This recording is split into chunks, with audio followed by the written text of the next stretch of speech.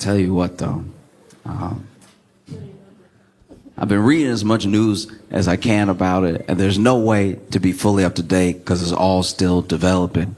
But they really won't let us have or not have TikTok.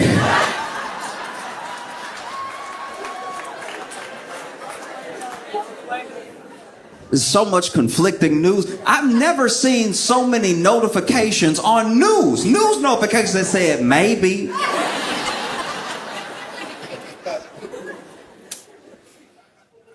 No news is solidified. You know what I mean? Like, is TikTok banned or is it not? You know? Because it's like not right now. But it's not right now the way... TikTok feels like how I used to pay my light bill. Do you know what I mean? Because it be low, but I'm like, they gonna shut it off. I gotta get together, they gonna shut it off. All right. And then I call them up and be like, look, if I can get you $45 today, how much light will that get me? And like, well, your bill is past due. So past due is past due. We gotta shut it off as past due. And I'm like, but it would be less past due if it was $45 closer to not past due, right? And they're like, sir, it doesn't really work like that. I'm like, it works however you work it. Come on, I need to see. Because there was this looming ban, and then the Biden administration, which is wild. Both, at one point, Trump didn't want TikTok. Trump was like, I'm going to ban TikTok. This is years ago, but he was like, I'm going to ban TikTok. And then not much really happened with it. Then they actually passed a bill under Biden where they were going to ban TikTok. And then it was looming for months. And it felt like nobody was really talking about it. Not no one as in absolutely no one, but just the news and stuff. There were other things to cover. And then it got close. And then it got to yesterday. And it was gone. And it was gone early. It was supposed to be this morning that they cut it off. And then last night they were like, let's be safe. And they shut it off. But when they shut it off, I was like, I don't know if they really needed to do that. We had 4 more hours. I was looking at the way I look at my light bill. If they had cut off my light early, I bet just because I don't have the money doesn't mean you got to take. Now you owe me 4 hours of light. That's 4 hours where I better see at night.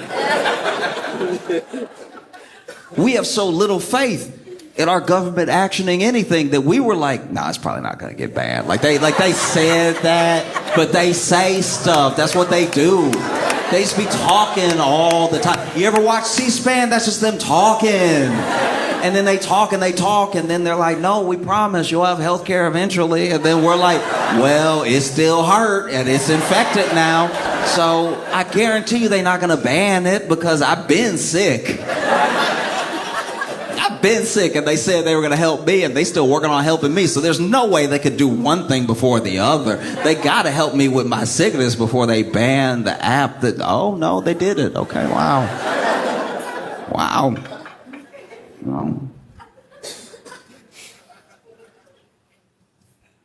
It also comes down to what people use the apps for, because they all serve a different purpose. Lots of people have everything, by the way. Lots of people have all the platforms because they use them for different things. Even if they post the same thing on everything, they get different things out of it, like different feedback from the different communities that are on all the platforms, right? Because every platform has a different function. You go Facebook. Facebook is general life updates, but in a major way. It's when paragraphs worth of stuff has happened to you. And there's pictures too, but the pictures usually go along. Usually it's somebody quit their job, so they post a picture of a sunset, and then they just talk about everything their job ever did wrong to anybody. Really air out the whole job in the post. Twitter is mostly for when you hate something. You mostly bring what you hate to Twitter to get other people mad about it. I've had good days, and then I accidentally opened Twitter, and I got mad about a whole host of things that I've never thought I would be mad. I didn't even know it existed until I read about it on Twitter. I don't even know if it's real. It could be a lie, but I'm very angry. You know? It's so bad on Twitter that Elon Musk was like, we gotta start being more positive, y'all. The richest, trolliest troll of all time was getting lit up so hard. He was like, y'all, kindness is the way, though. Not like the more I live, the longer I live, the more I can tell that like positivity, that's the stuff. You know, Instagram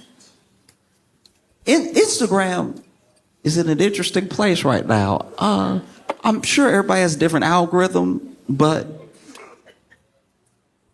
Instagram been a lot more butts lately for me. And all I really do is like look up pictures of Shiba Inus. And so I don't know where they're getting Shiba Inu and then just ass from that. But we are where we are. You know, Reddit is a huge platform that doesn't get enough credit for being like in the top 5 of like used platforms. You know? And on Reddit, that's where the secrets come out. You find out stuff on Reddit you didn't think was humanly possible. People will tell you stuff on Reddit that either happened to them or that they did, where you wish that there was, you know how people said for a long time, Facebook wouldn't do anything about it. For a long time, everyone was using Facebook. So this was talking about like when I was in like high school, college, everybody was using Facebook, and they were like, why can you only like stuff? You should be able to dislike stuff. You should be able to, and they finally added all the emoji icons for the different reactions to a post. On Reddit, when I'm reading sometimes, I deeply wish that there was just a police icon, just so I could be like, all right, that is jail. That's jail. Because the amount of jail-worthy things that get admitted on Reddit is truly astounding. The level of honesty coming out would make a detective shudder. Sometimes a detective is in the room hearing somebody's confession, and all the detective posts under it in the thread is, that's crazy. Like, this is your job, sir. There are bodies to find.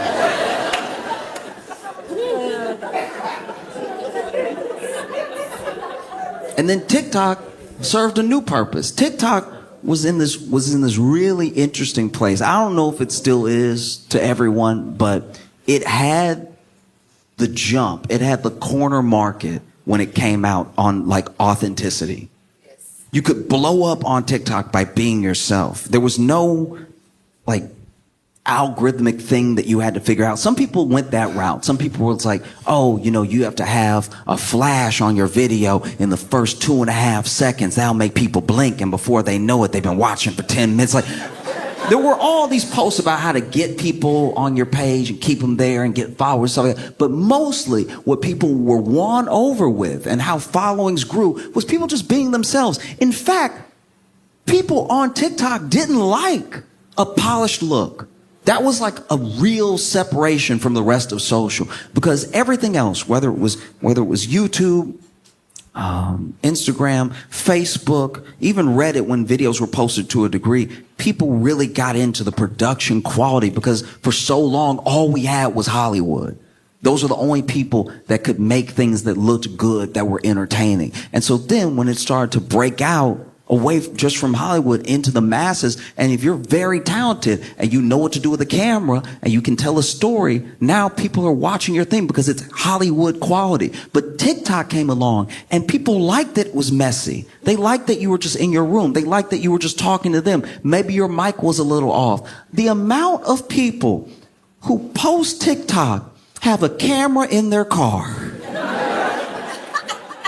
to talk to the world. That's a TikTok thing. Instagram didn't have that. If you tried to talk to people on Instagram, from your car in a video, telling them your thoughts, your feelings about life. You go back before TikTok blew up, you try to do this in your car on Facebook, people would be like, oh, you mentally ill. Okay. I didn't know. I had no idea until you started talking about your breakup in your car.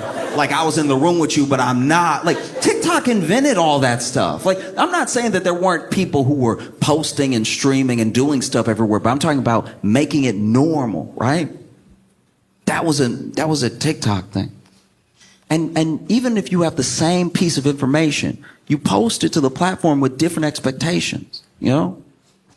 Let's say you got engaged and you tell everybody on Reddit.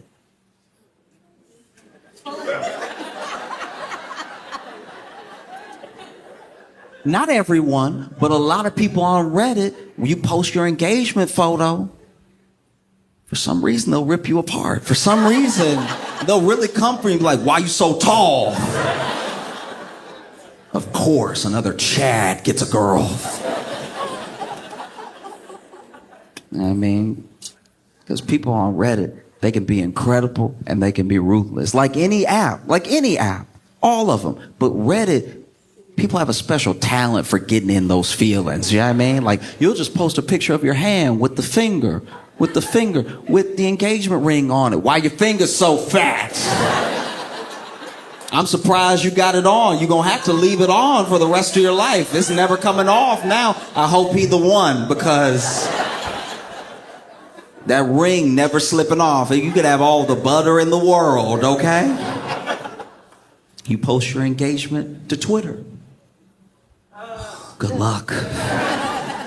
They may not rip you apart, but you may be served with like an entire essay about how marriage was actually this form of slavery that's been used by the patriarchy since the beginning of time, but really in feudalism to control women and stop them from finding any joy or autonomy of their own. And every time they try to break away from this sort of structure, they get beat back down by other women, actually, with the expectation that they're going to build a nuclear family, because without them, the country will fall into shambles and it'll all be their fault. I mean, everything is a woman's fault when you think about it, but for the most part, this one thing will be their fault because it's them actually doing it. You know what I mean? And then you'll get to the bottom and be like, I regret posting.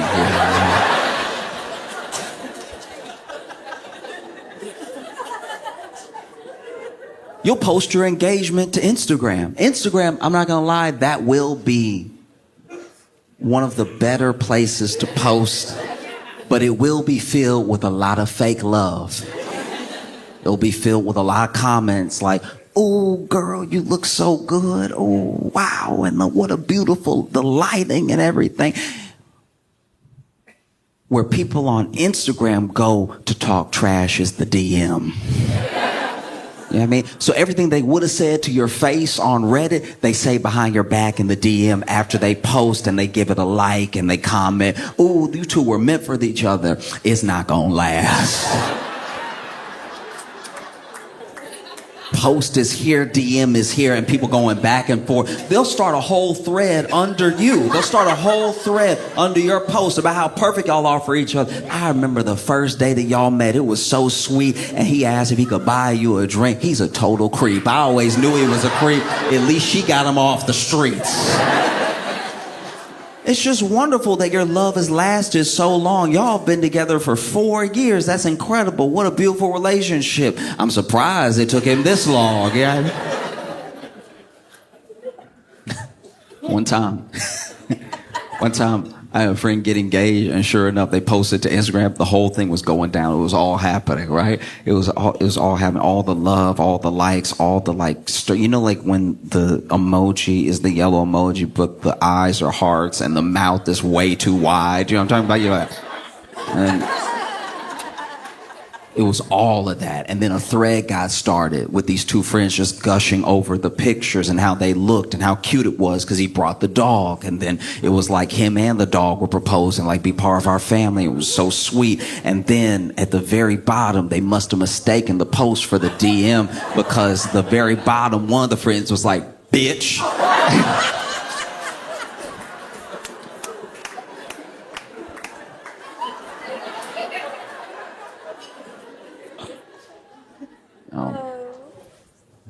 You post your Instagram, you expect certain things, you know. You post your engagement to TikTok, anything could happen. Because once again, the thing that led people to people was their sort of authenticity. So if you post to Instagram, now the parasocial relationship that gets built on Instagram is different because those people are like people that you probably kind of knew. Facebook used to just be people that you know. And Instagram made it more popular to have friends that you were never going to meet, but you do know, right? TikTok now has completely lost that sort of connection, but there is a parasocial relationship from the amount of time someone has been following you. So you post your engagement to TikTok, and people are either over the moon for you, or they're like, why am I seeing this?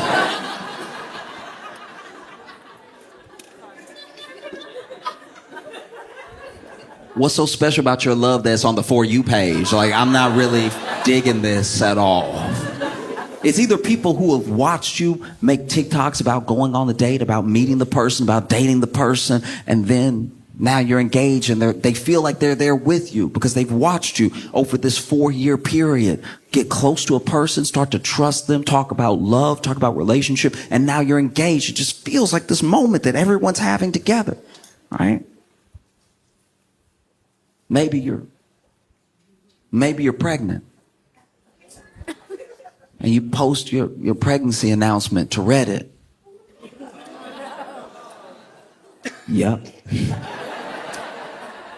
post your pregnancy announcement to Reddit, and Reddit is like, good for you, I guess. Glad that you found somebody to bring somebody into the world with and stuff. Good. Happy for you. Here's a picture of Pikachu for some reason.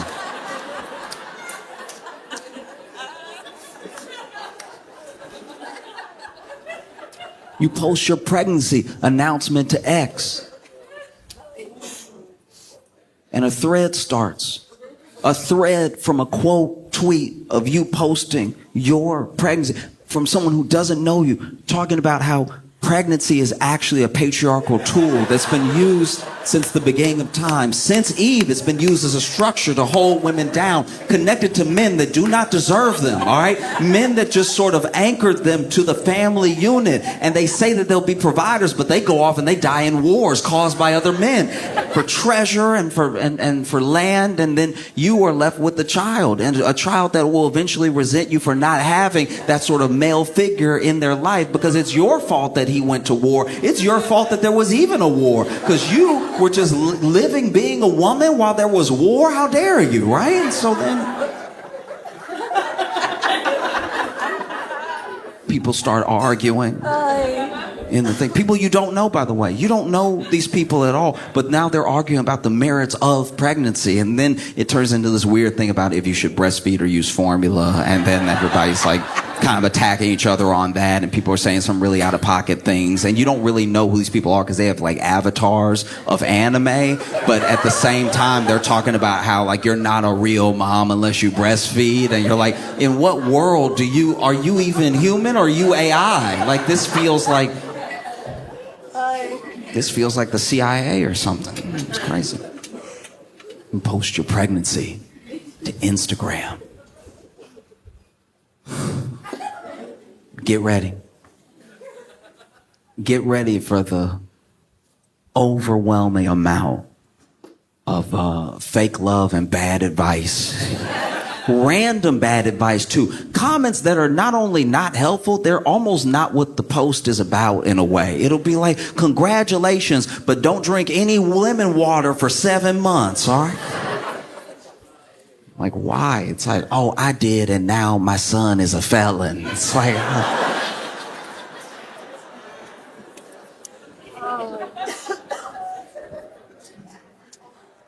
you post your pregnancy to Facebook. People are over the moon, you know. They're like, oh, I can't. That's amazing. Look at you. I even read the whole thing.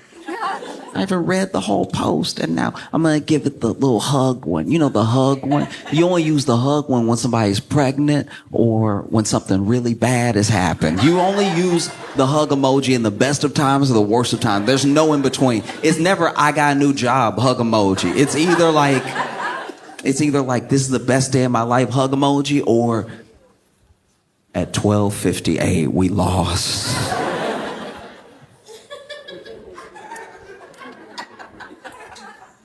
You post your pregnancy announcement to TikTok. It's going to be wild.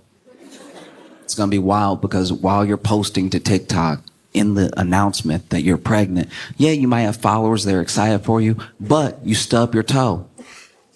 And when you stub your toe, for a split second, you just hit your toe because you're walking and talking because you don't have it on the tripod. You got your phone in your hand because once again, we like authenticity. Obviously, a ring light is good. We like to see the people. But for the most part, we just want to feel like we're part of your life. And so you're going around, look at the baby room, everybody. That's because we're pregnant. Yay. Oh. And now that one errant noise is the most popular TikTok of all time. That one errant noise. There's just people are now putting that noise to whole historical events, right?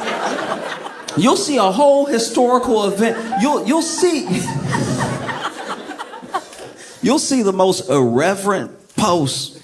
You know, somebody will pull something in black and white, something like the Hindenburg or something, and just your voice going, oh!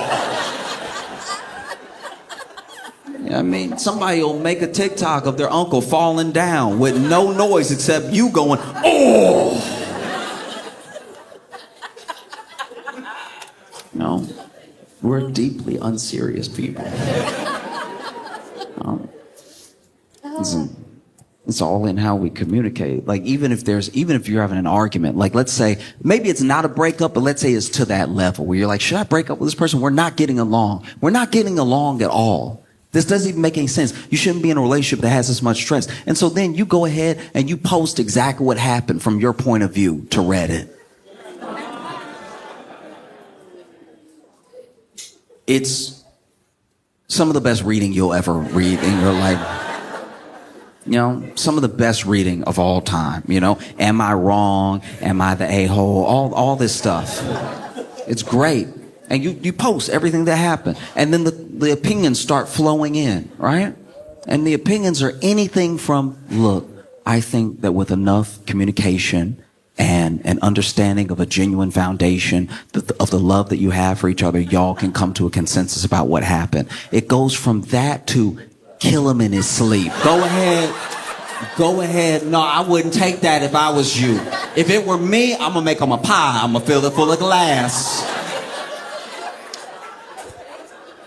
And then he gonna be eating the pie because he greedy. He gonna be eating the pie. I love apple pie. I know you love apple pie, stupid. I know it. And he gonna be eating the apple glass pie, and then all of a sudden he gonna be like, yo, my stomach hurt. And then he gonna reach for his phone. I'm gonna grab the phone. And use the phone to record him while he on the ground. Ooh, my stomach hurt. Oh. Then I'm gonna ask him, was it worth it? Do you feel right now? And then I might call the ambulance. I might not. Let me see how I feel when I do it. People will admit to whole crimes they're willing to commit based off of things that other people said when they just simply ask the question, am I wrong? You said, hey, am I wrong? I don't want to go to another one of my spouse's office parties and they threw a big tantrum about it. Am I wrong? And then someone on Reddit was like, no, you're not wrong. In fact, you should kill them right now. Kill them before they can even go to work again. And then a detective in the chat room, in the thread, is like, that's crazy. I wouldn't do that.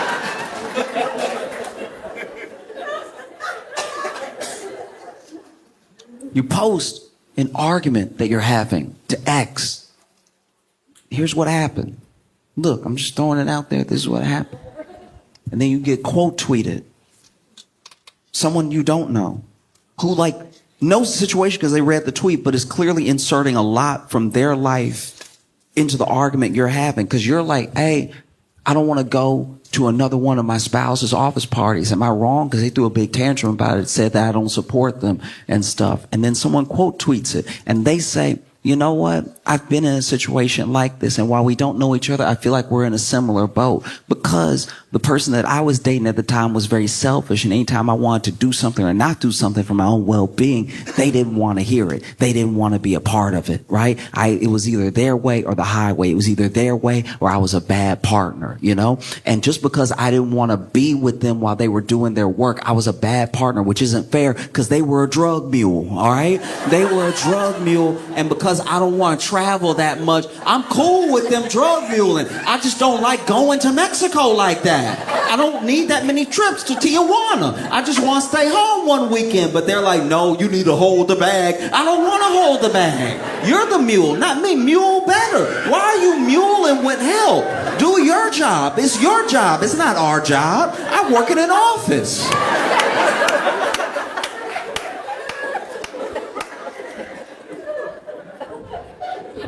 You post the argument that you're having to Instagram. And it's kind of hard because it's just like, it just doesn't really fit in that way. Like it's hard to be like, here's a picture of us arguing. Y'all go ahead and argue about it amongst yourselves, or you could even tell a story. You could try to tell a story about what happened, but people on Instagram just don't really engage like that sometimes. Like, obviously there's arguments on Instagram and people can go back and forth in the comments and stuff. But as far as like being with you throughout the story of the argument and swiping enough times to see the whole argument, it's probably not going to happen. You know what I mean? You post the argument that you're having to Facebook, and you do get a lot of opinions, but they're mostly emojis. They're mostly like, I'm sorry you're going through that, huh? You know? Or, I can't believe them, angry face. You know? Or worse, you just get a like. I don't even know what that means. I don't know whose side are you on. I'm asking for help, but you hit me with a like. That honestly, in text and on Facebook, is some of the most disrespect that you can do when somebody really needs help, when they really need something, and you hit them with a... Just say you don't care. Please, you didn't even care enough to type out, I don't care. You hit them with a... Y'all, I don't know, I'm in negotiations right now for a job, and they said that I should set my asking price, you know, for my salary, and I've never done that before. And I looked up the normal, like, market salary for the job that I'm doing, and it's a little high from what they advertise, but it's entry level, so I don't know if I should try to bump them up and let them bring me back down, or if I give them a price that's too high, that they'll just not call me back, you know?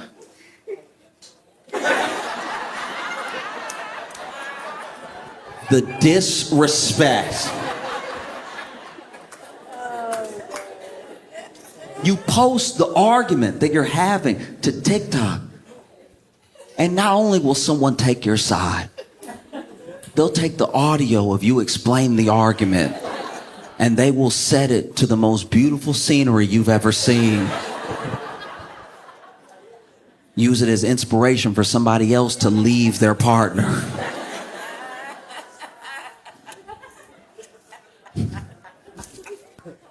And they turned it back on this morning. It was gone for all of whatever. 12 hours some places. I feel bad for Canadians because apparently it got shut off for some Canadians too, and they were like, what did we do?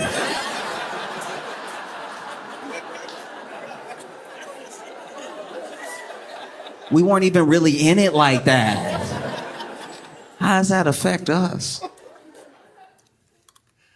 And then, you know, had a message this morning. They were like, oh, we're going to reinstate TikTok. And it's off of goodwill. It's off the faith that an executive order is coming on Monday from Trump that would extend the lifespan before a ban, right? But nothing has really changed because the whole thing that they said was that as long as ByteDance maintains like ownership or as long as it's Chinese owned, we can't have that. Only we can spy on us.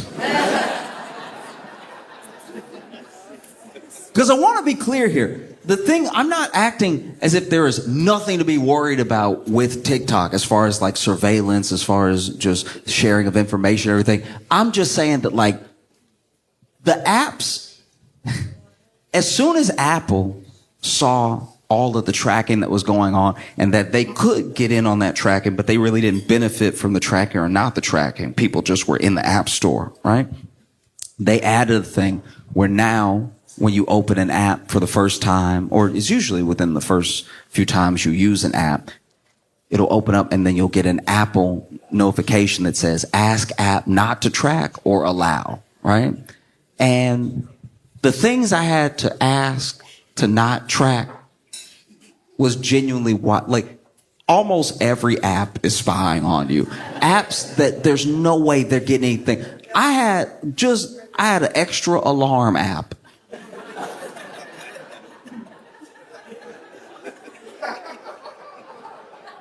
The phone already come with an alarm, and I got an extra alarm because I didn't really like the alarm that the phone came with. So I said, let me download this alarm. And then it popped up on my phone, ask app not to track. I'm like, track what? I'm asleep. Like, who you gonna tell that I'm asleep?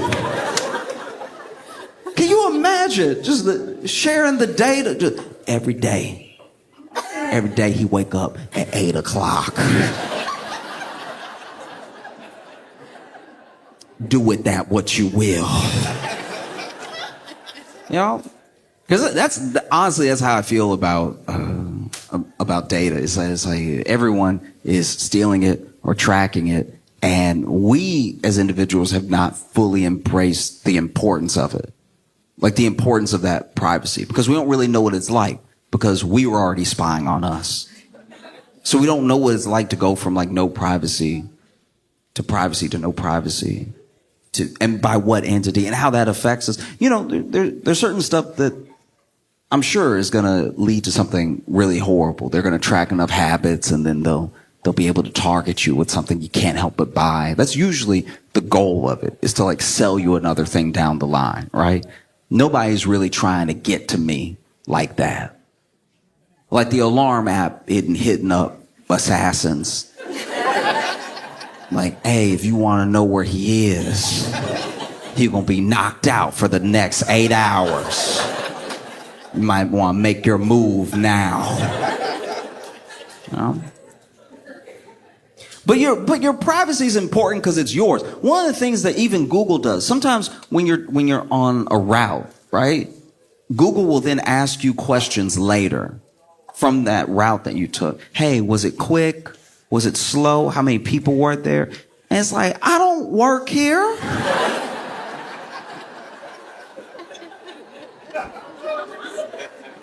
Do you know what I mean? Like, this isn't you weren't with me. You just put it in blue and I followed it. We don't have a relationship like that.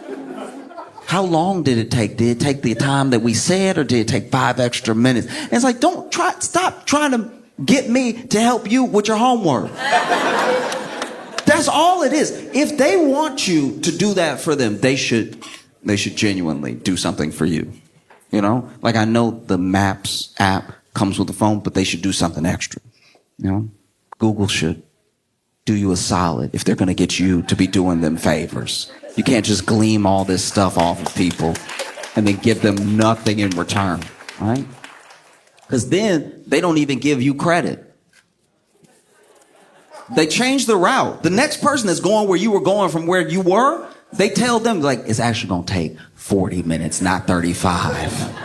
And they don't say, that's courtesy of Curtis. Curtis, the one, let us know how long it was actually going to take.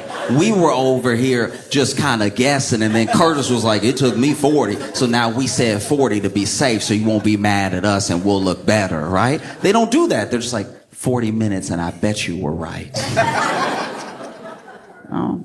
And I don't know. I don't know if it's good or not at all as far as like TikTok goes. People are genuinely addicted to TikTok, but they're addicted to a lot of things. But people are so addicted to TikTok that it made me change my mindset around some addictions, right?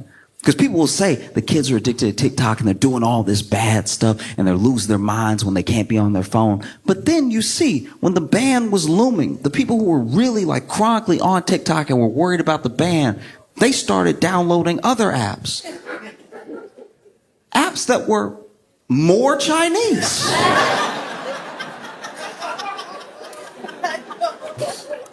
There are people downloading like Red Note. Red Note on the cover, at least for me, didn't even say Red Note. That just said Chinese.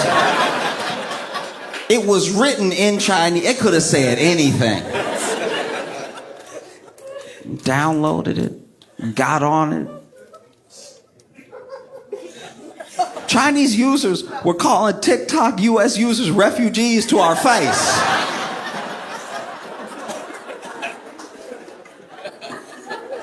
And they weren't even being like hella rude. They weren't even clowning us that hard. They were just like, I know you don't have anywhere to go. So let this be a new home for you, okay? We embrace you. And people wanted TikTok in their lives so bad. They wanted it so bad that they were learning Chinese. Duolingo use of English to Chinese went up 216%. They wanted TikTok so bad. They were learning Chinese. They might still be learning Chinese because once again, this thing isn't over. They were learning Chinese in real time. I've never been so addicted it made me learn.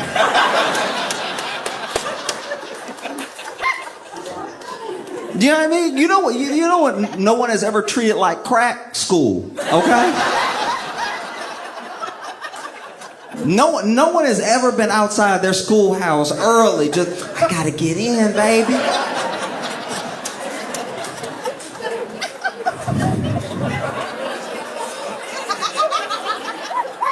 No, they got all the math in there. I gotta get me some. Why would you lock the doors like that? You got all that geometry in there, all the shapes and stuff. You know how it is. Just want to be part of it. Let me do some factions, baby. Never. Even when you try to teach people the thing that they supposedly want to learn, sometimes they don't want to learn it. Sometimes you're not in the mood, right? That's how that's how I know that TikTok is one of the most powerful phenomenons we've experienced. There are people in college right now trying to get a degree in something that use ChatGPT often. This is the thing that you said you want to do with your life. You're literally going into debt to do it. And you're still like, hey, ChatGPT,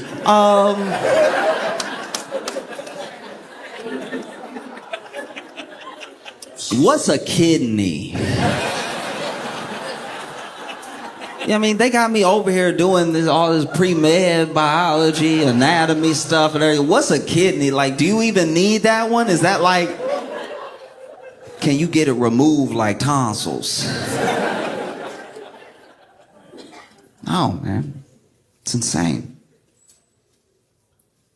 And I don't know what's next, you know? Because as of the time I'm talking to you right now, the executive order hasn't gone out. I'm not saying it wouldn't go out. It makes perfect sense for it to go out. Because even Trump himself has said that the U.S. should own a stake in it, right? But when he said the U.S. should own a stake in it, he, I think, meant more like the government. Because everything happening right now, make no mistake, is very good for TikTok. It's incredibly good for TikTok because now there's buyers coming out of the woodwork. They had this whole time to try to get some sort of stake. They were already talking to Microsoft a little bit, you know? And then now you see Mr. Beast, you see all these people like, hey, look, fine, y'all. I'll buy it. I'll do it, you know? And then Musk is like, I'll buy it. And when Musk said he bought it, I was like, maybe just let China have this one. Like, that's not...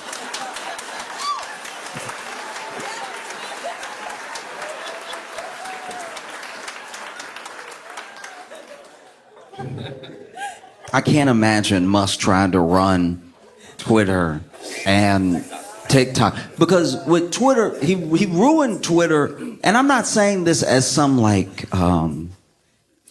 bleeding heart liberal or something like that. Oh, Twitter's not what it used to be. He literally called it X, which nobody liked. I don't know anybody that was like, X? Oh, yeah, that's badass, dog. Yeah. Because then when you tweet, you'll X. So then you could X somebody out. Like you could just be cursing them out on your tweets and you Xing them. I love that. Said nobody.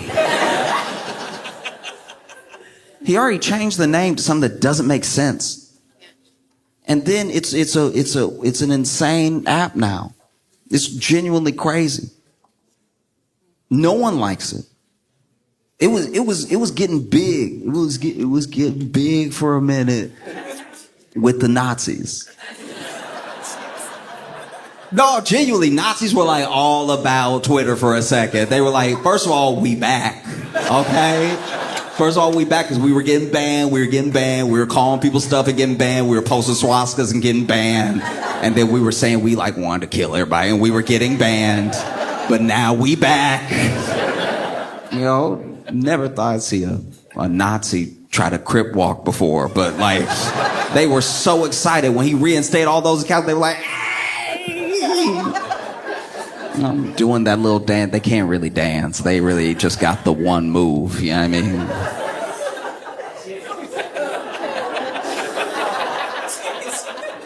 Okay.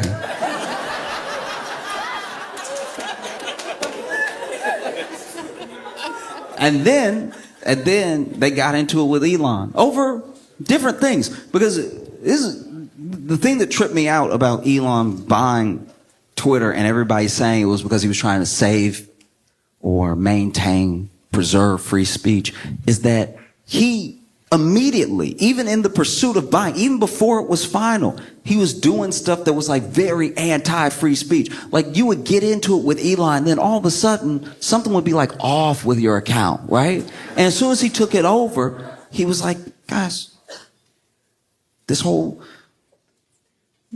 blue checks off everybody liking you, that's done. That's done. You gotta buy your blue checks now. You have to buy your cool, because that's the only way he knows how to do it.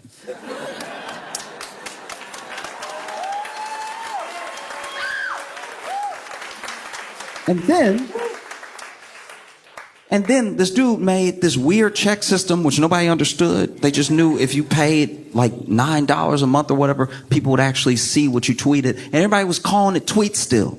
Everybody. I don't know who besides the news sometimes says X. And then he offers, hey, I'll buy this one too. If Elon had bought TikTok,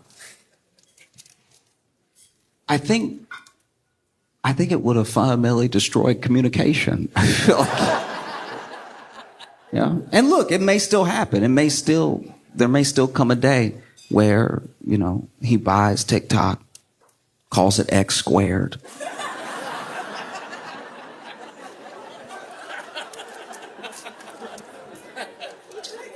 You know, he might buy TikTok and just rename it to something stupid. You'd be like, let's just get straight to the point. It's called Clock now.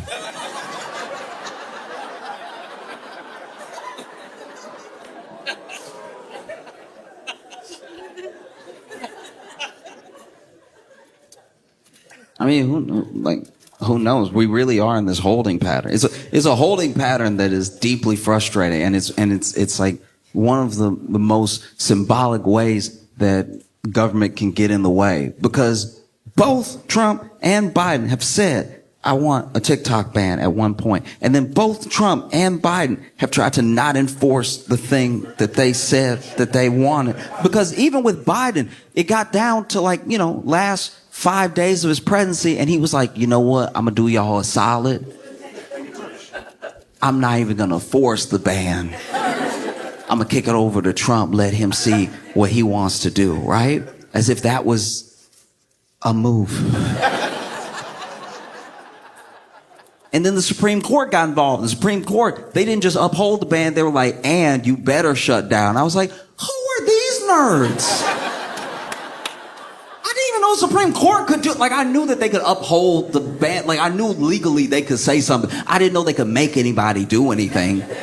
Now I'm confused who has the power, because then the Supreme Court was like, yeah, you have to shut down. And then Biden was like, I'm not going to force it. But the Supreme Court was like, you better shut down. And then Trump is like, well, I will issue an executive order. How's an executive order from one president beat another president's not doing anything about it? Do you see how, like, it would be like if you were doing a bunch of illegal stuff, right? Let's say you're just doing hella illegal stuff. You got guns, you got drugs, you're doing all sorts of crimes. And then right at the same time, the FBI, the ATF, and the local police show up, and they just pointing guns at each other, arguing about who's gonna arrest you. Is what it feels like. It's like, who can do something? That's crazy. You sitting there, everybody got an AR-15 or a Glock, and you're like, look, I'll go with whoever, but just tell me before I move. Because y'all all got one point at each other and pointed at me. And I just did what I did. I don't want to be shot extra. You know? And that's the thing. That's how it keeps you. That's how it keeps you ready to lose your mind, because you just want some form of clarity, you know? And this is all, sadly, all this is happening because the thing that TikTok gave people by existing as an app and allowing people to be on it was just community. That's all it is. People aren't necessarily just addicted to TikTok because they figured out an algorithm that was like very pleasing to the eye, or because videos are very short, or there's like earworm music that you can love to listen to over and over again, or it gets stuck in your head. Genuinely, the thing that addicted people to TikTok was community. It was like, oh, I've always been weird, and now I met weirdos like me. You'll get addicted to that. It's kind of that thing. Getting addicted to community is not necessarily a bad thing. It's kind of what having a family is like. You know? But we're so genuinely fractured in how we move that it's easier to build community and relationship with people that are distant from you online than it is like right here. Like, you ever tried to make a friend in real time?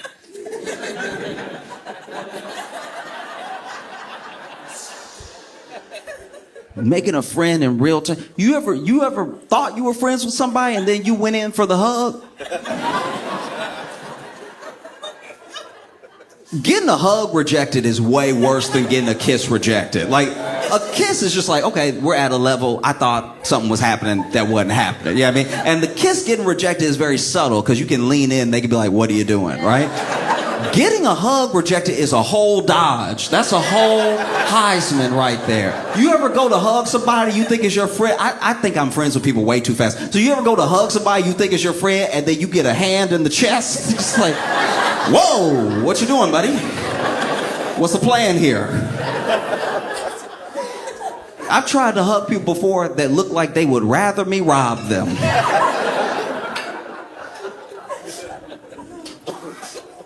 You know? So it's hard. It's hard to even guess what's going to happen, because one of the main reasons that they wanted a ban was because they could not control the flow of information, and they could not control the way that people were communicating with each other. You know? If you can control community, then you have everything. If you can tell a whole community what to do or how to think, then you have a power over them that is really scary, because it's not just a connection that you have with them to get them to do something. It's the fact that them going against the grain may make them lose everything. It's how cults work, you know? And everything that they accuse TikTok of doing is already what Facebook does. It's already what Twitter does, Instagram. You know? They just do it in a different way. And they do it in a way that's not as cohesive, right? Because they are really trying to get your money. And so you look at something like how people operate on TikTok. And sure, there's misinformation everywhere. There's people maybe leading people down a bad path. You wouldn't have some of the hardcore manosphere type dudes without TikTok either, you know? Young people watching this thing. This guy seems cool. He's got a cool car. And he's telling you he can get you girls, he can get you whatever. And so then you watch the next one, the next one, the next one. And before you know it, you are kind of talking like him. You are doing what he does. But that can happen anywhere. That's not a thing specific to TikTok. Social is very powerful. And it's powerful in a way that I think we underestimate sometimes. Because you got to remember that our grandparents did not grow up with this stuff. This is ours. This thing, when you were a kid and the internet was popping off, you know, or maybe you're younger than that and the internet's just always been around. Makes me feel pretty old. You know, I remember I had to explain a modem. Having to explain a modem makes you look like you drove the first Ford vehicle.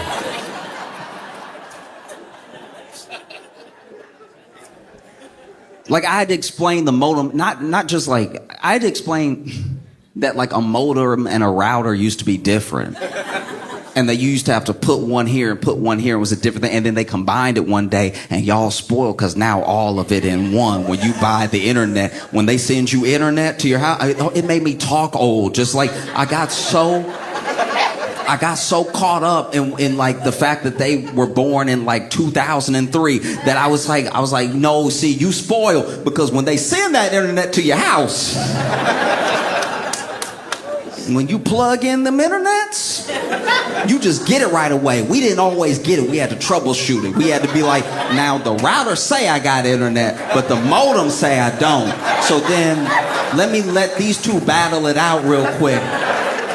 You know, sometimes you got a modem in and the modem didn't even work. You be getting mad. You shaking the modem. Because our grandparents didn't grow up with this sort of thing. But they are just, look, Facebook is their TikTok. Every generation of people has a TikTok is TikTok for the young people.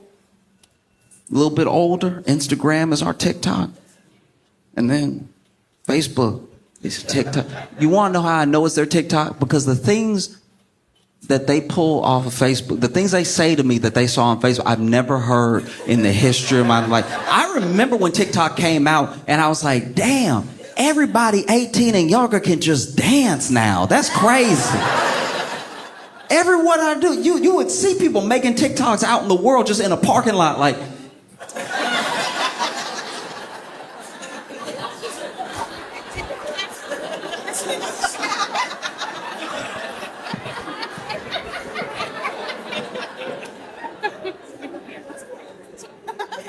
you know? And then you see that. It's not dancing. It's in the form of like conspiracy theories with our grandparents. Our grandparents saying stuff coming off of Facebook I've never heard before. They'd be like, hey, you know them dinosaur eggs they found?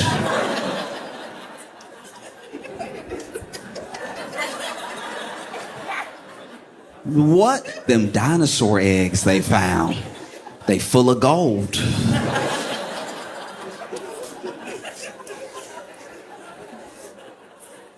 My boy was talking. Straight up. He was talking to his granddad. His granddad had been going down this thread of conversation, had joined this community on Facebook, and his granddad genuinely explained to him what was happening that nobody was talking about right now, really went into lots of detail and stuff. And what his granddad thought was actually happening in the current moment was just the plot of the movie The Mummy.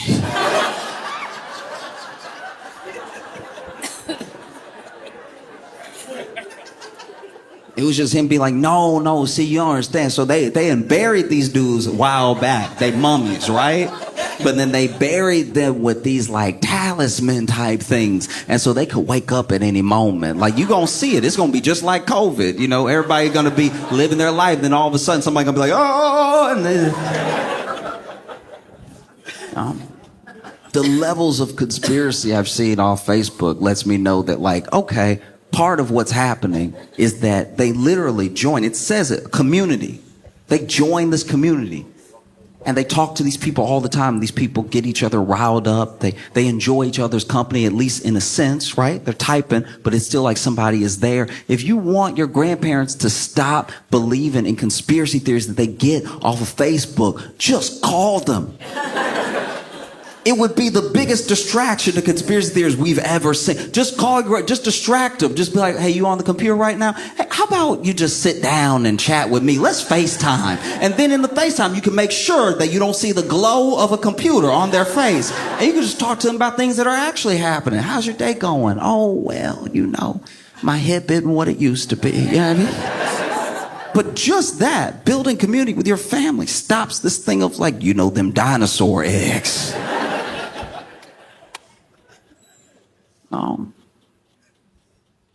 I don't know. I don't know if it's good or bad anymore. Like a part of me thinks that maybe it's pretty good because of what I saw as it was shutting down. I saw people sharing some of the first TikToks they ever watched, some of the first ones they ever fell in love with. Everybody was like really coming together. I didn't even see a bunch of infighting. There wasn't like 5 things that men should stop doing if they ever want to date again. It's like, it was just people being like, hey, remember this thing? That was pretty funny. That was so nice. And I hope it can continue that way. I hope we can always treat TikTok like this thing that we almost lost if it does stay. Because when you almost lose something, you kind of hold it a little bit more precious, right? And then it could be like the opposite of X. It could be like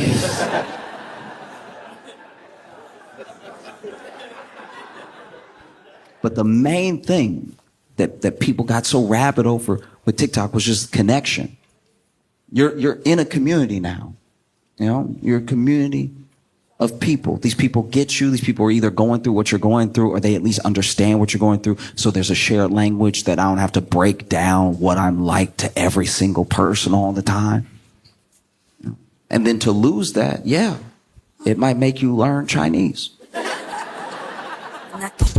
I was talking to one of my friends, and he said that he knew, the first time he knew his neighborhood was broke was when the bank closed. It's a pretty good indicator. The bank holds that branch's money, and that branch is falling off. And said he went to the bank. And, he basically just straight up asked the teller, he's like, hey, do you know why this branch is closing? And she was like, are you here to make a deposit or a withdrawal? And he was like, withdrawal. And she was like, yeah, that's why. That's it in a nutshell. That's exactly what's happening. You do enough of that, and then there is no bank. We're just kind of a building with a little bit of parking. I don't know. I look back at the ups and downs I've had in my life. I've been broke off and on my entire life, and there's a weird solace sometimes in being broke at the right time. Everyone thinks that the security is in having means and having money, but sometimes not being a part of the circus is its own solace in a weird way. You know that it's bad when you're really shopping at the dollar store. There are things anybody could use at the dollar store. You need a fly swatter, you might as well run up in the dollar store. You know what I mean? You need a dustpan, might as well run up in the dollar store. But if you're really shopping at the dollar store, things are not great. I would go in the dollar store for stuff you shouldn't even be buying from the dollar store. They sell it, but even the cashier look at you like, you sure? I'm talking about where you have to get your meat at the dollar store. I knew I was in a bad situation when I went to a dollar store and was looking at that meat in the fridge, and I was like, Because the meat at the dollar store, they don't go into specifics. You go to Kroger, Walmart, you go to Target, you go to any of these places, and you'll see the brand of the meat, And then you'll see, all of the little no preservatives ever, completely organic, all the stuff. When you go to the dollar store and you buy your meat, it just says the price and it says meat.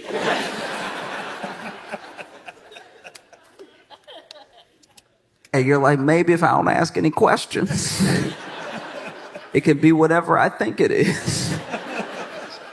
Because then, I also got a lot of stuff at the dollar store, even as a kid, that I look back and I'm like, that probably wasn't the best.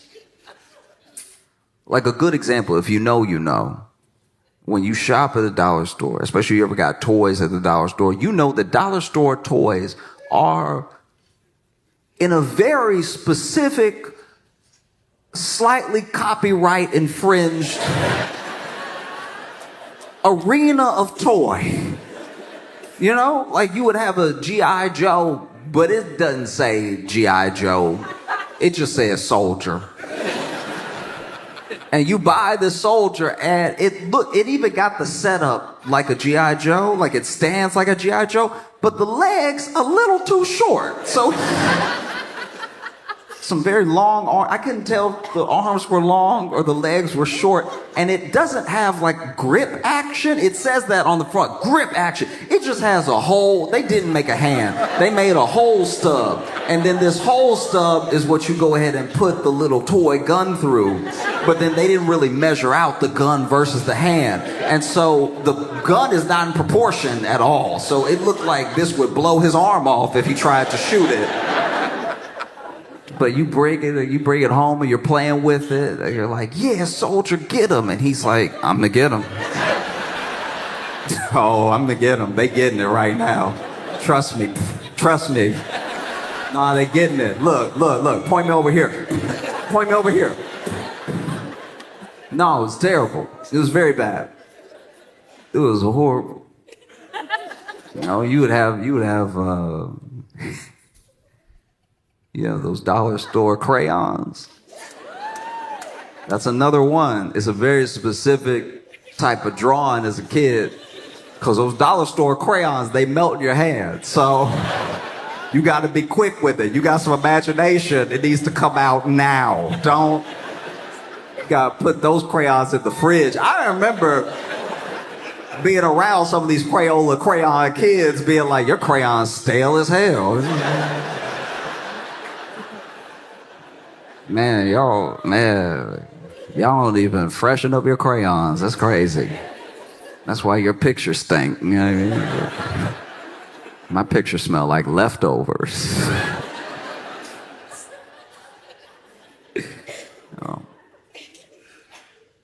I remember one of my favorite toys from the dollar store was like a Stretch Armstrong, right?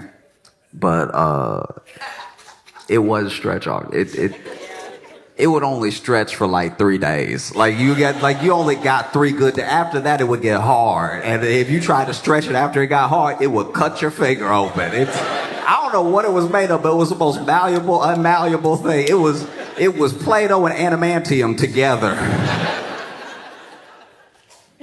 No, it was crazy.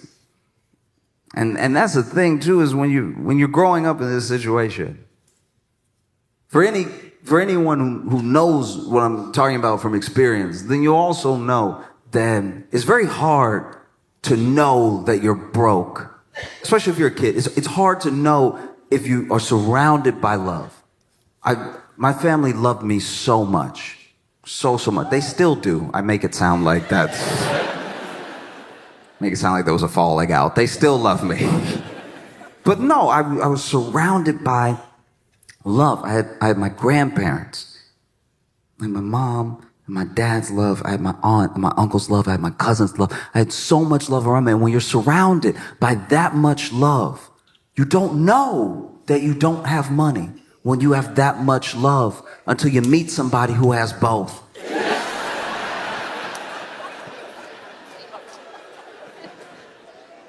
That is a curious experience. Like when you're like, oh, you got both parents and a pool? Okay, I think there can be upgrades to life. I see that now.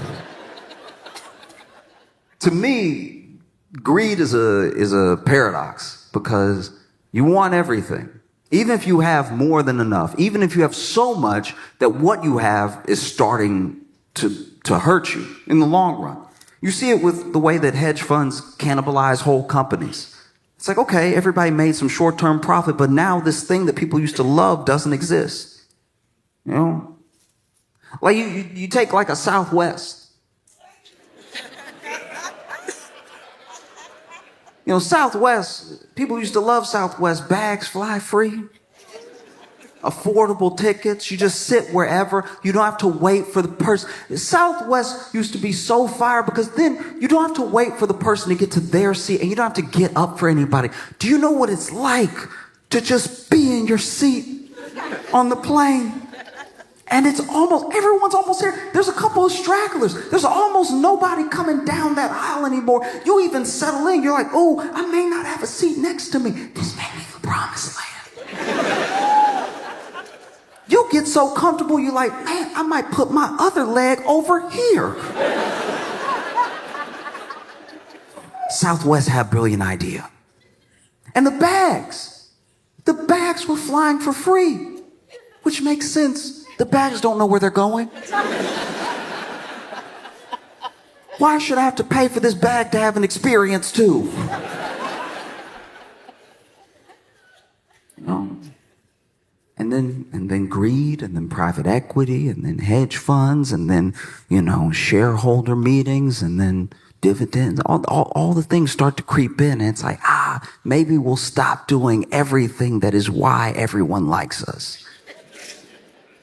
Maybe we'll just be like the other airlines. They make money. But then you actually look at the people who fly Southwest and they were like, oh, y'all aren't nice enough to be like them though. Like your seat doesn't even go back like that. Why would I pay for everything here that I pay for over there? That's crazy. And so then you see people plummet because they're making decisions based on money, but not money that they need, just more money that they might be able to get. You know? And there's only so much that a business can grow. I understand a startup's passion, and that passion makes sense because the company just started. But after a while, it's like, do you really need to own everything? If the answer is yes, it's like, and they don't say it to us. They say it to each other. You ever get a hold of a recording of a closed door meeting and the way they talk about their own customers? You know, that's why greed is like a paradox to me. You're so greedy that then you end up cannibalizing your own company, your own efforts, yourself. You end up hurting yourself. American greed is another paradox because as much as we know that the millionaires and billionaires maybe got their money in a way that's a little nasty, we also kind of want to be them a little bit. Everybody wants their piece, but we know how bad it is. You know, there are people who I know who want to be billionaires. They aspire to be billionaires. But if you ask them to name like a good billionaire, it's a hard quiz. But they want to be the billionaire because they're like, no, I will be different.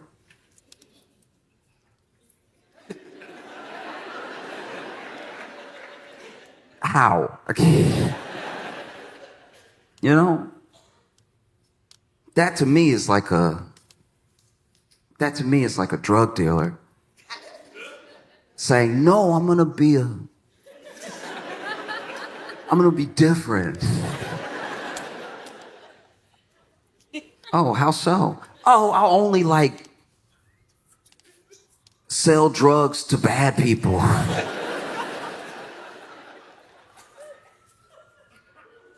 How will you know that they're bad people?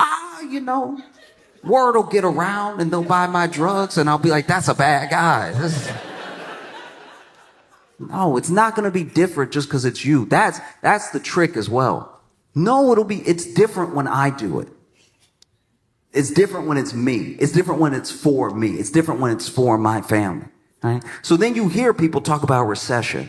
That recession is coming. Recession is looming. And to be fair, People have said that since the last recession. Every year, I'm not an economist, but every year there's somebody that's like, it's coming. Get ready, batten down the hatches. And so you're in this situation where, people are very worried, and understandably so. Because it's not really about the money. Money is mostly like the conduit. Money's mostly the placeholder. There are people who find money to be a game, and for them, the number is the important thing. How much actual money they can stack and hoard is the real thing. I want to show how rich I am is the real thing. But for almost everybody else, it's about their survival. It's about taking care of yourself. It's about taking care of the people that you love. So when they hear that there's going to be a recession, they're not really thinking like, oh, the number will go down. They're thinking about food. They're thinking about housing. They're thinking about resources. And the only way forward is with other people. We've proven that this thing doesn't work. And by this thing, I'm not just talking about like one specific system. I'm not talking about like capitalism. I'm not talking about anything like that. I'm talking about we've proven that a true rat race does not work. I can't believe the world watched Squid Game and was like, yeah, I think I could win the pot. The pot is the problem. And then I think the other problem is that if you are pitted against people, if you're pitted against the other 330 so million Americans, then yeah, the odds look insurmountable. But when you see how many people are actually in your situation, and you see how many millions of people are just like you, and you put yourself on the same side as them, all of a sudden, all of the weight, it gets a little bit easier. There are people around the world that will never have access to the things that we have access to that make it work. And so sometimes we stress, oh, how am I going to make it work? And it's like the number one way is through community. Your future is your neighbor. There's no other way forward. And I know that can be scary. That's an idea where you have to lay down so much trust at the feet of people that you don't know. That's very scary, because I've had good neighbors and I've had bad neighbors. I've had very bad neighbors. I had a neighbor who stole my trash can. It's the trash can. You could just put your trash in there too. Stole my trash can and lived next to me like I'm not gonna notice my trash can.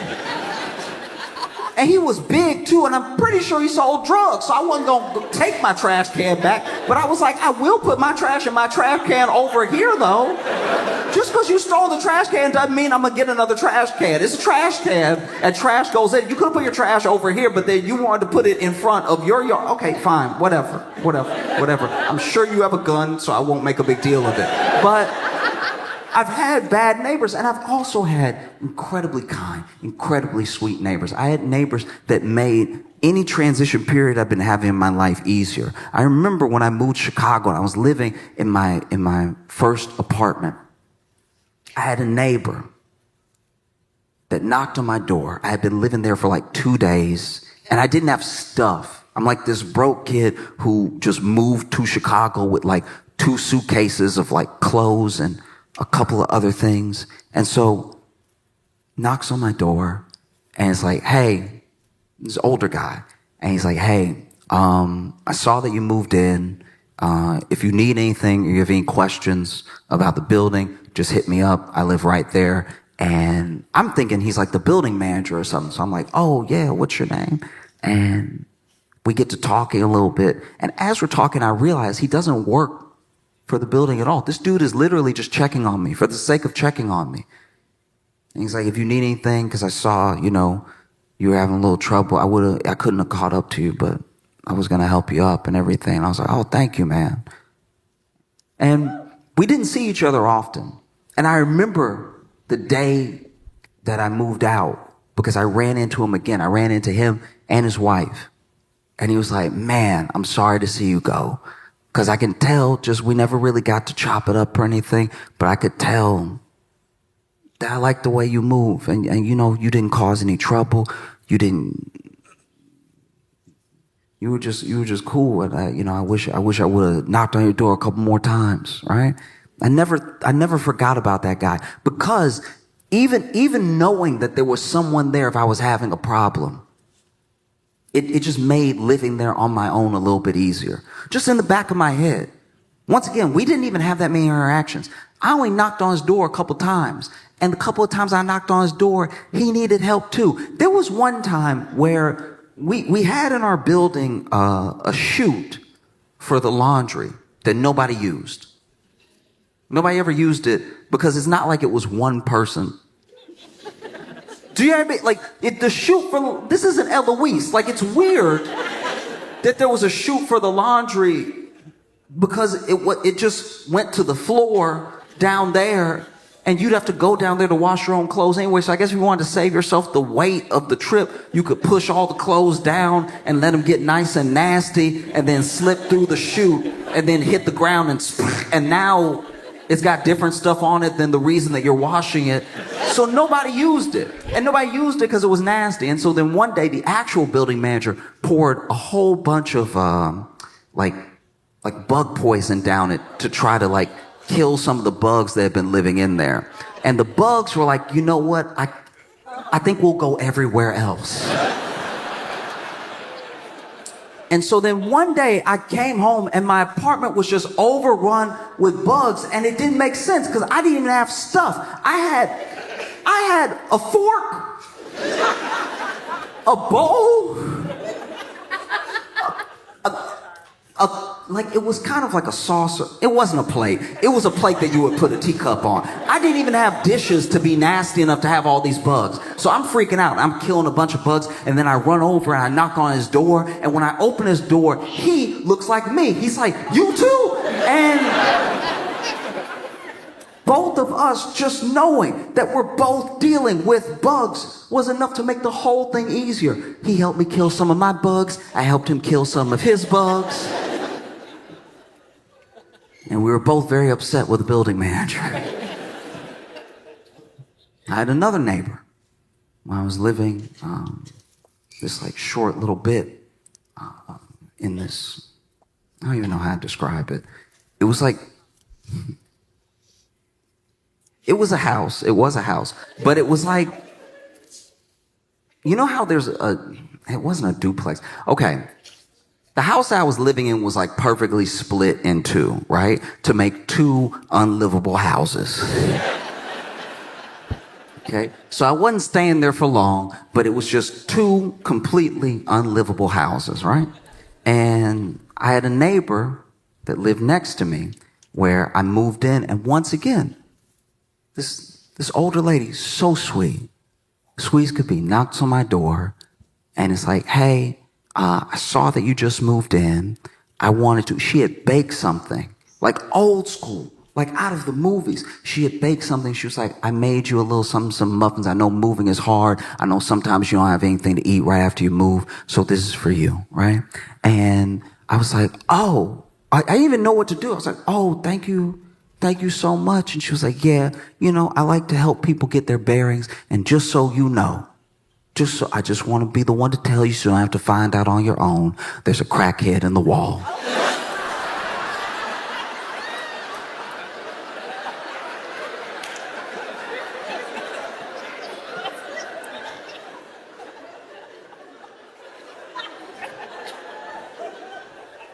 And when you get that type of warning, it does make you look at the muffins twice. One has nothing to do with the other. But I was still like, oh. And she was like, "Yeah, we thought it was a bird for a long time." And then he started talking.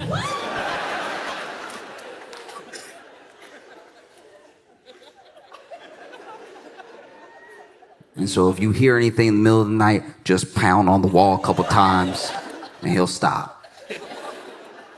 I was like, "Okay. All right. Okay." And I closed the door and I sat in silence for the rest of the night, waiting to hear a noise that would never come. It wasn't until, like, months later I heard some scratching in the wall, and I was like, how does somebody just live with it?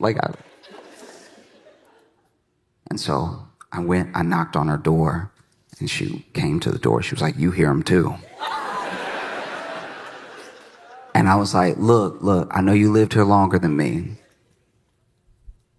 but in case it is a bird, maybe we should call animal control. Just throwing it out there, right? And she's like, you can do what you want.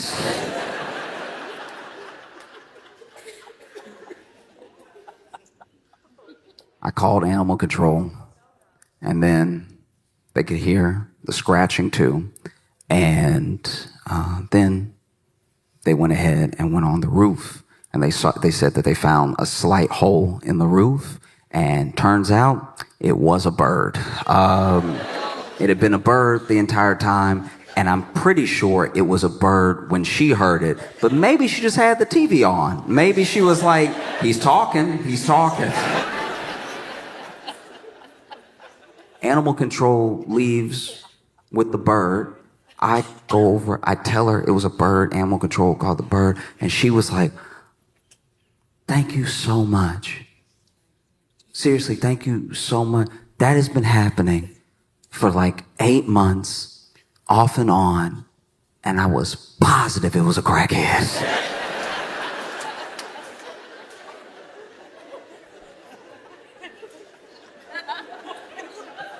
And I guess that's what a good neighbor does. I guess a good neighbor lets you know nobody's in your wall.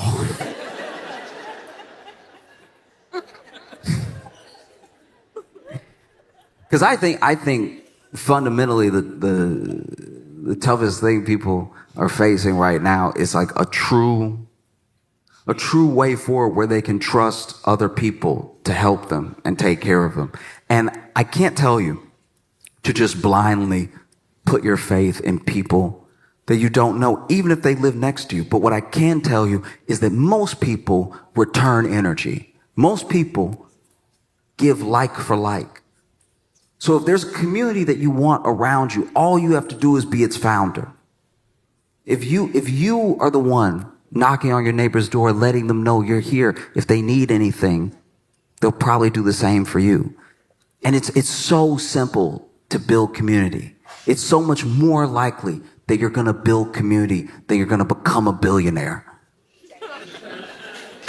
Do you know what I mean? Like,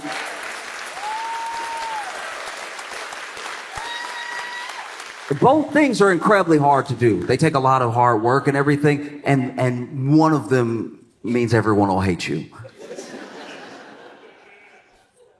Because when you're broke as well, the thing that happens, I think, the most often is that we have a real misunderstanding of each other. The rich people that I've met in my life, no rich person I know feels rich. They feel comfortable. Now, they'll do whatever it takes to maintain their level of comfort, but they don't feel rich. They're like, no, I'm just comfortable. I'm just chilling. And you show them how much they make, and they're like, yeah. I got to maintain, I got kids, and then you show them how much the rest of the world makes, and they're like, ooh. Okay, maybe we don't tell anybody how much I make. And the same thing, when you're broke, there's a genuine misunderstanding around the decisions that people make when they're poor, around the way that people think, because there's not the possibility of thinking past tomorrow, because you're not even sure you're going to get there. Do you know what I mean? When you really don't have means, when you really don't have money, you come off wild sometimes because all your requests are strange, because you're just trying to piece things together just so you can make it to the next day. Like a good example is I used to work at a grocery store, and one time in the break room, we're eating our lunch, and this one dude opened his lunch and then just said out loud to everybody, hey, I made a hamburger at home, but oof, does anybody have a top bun?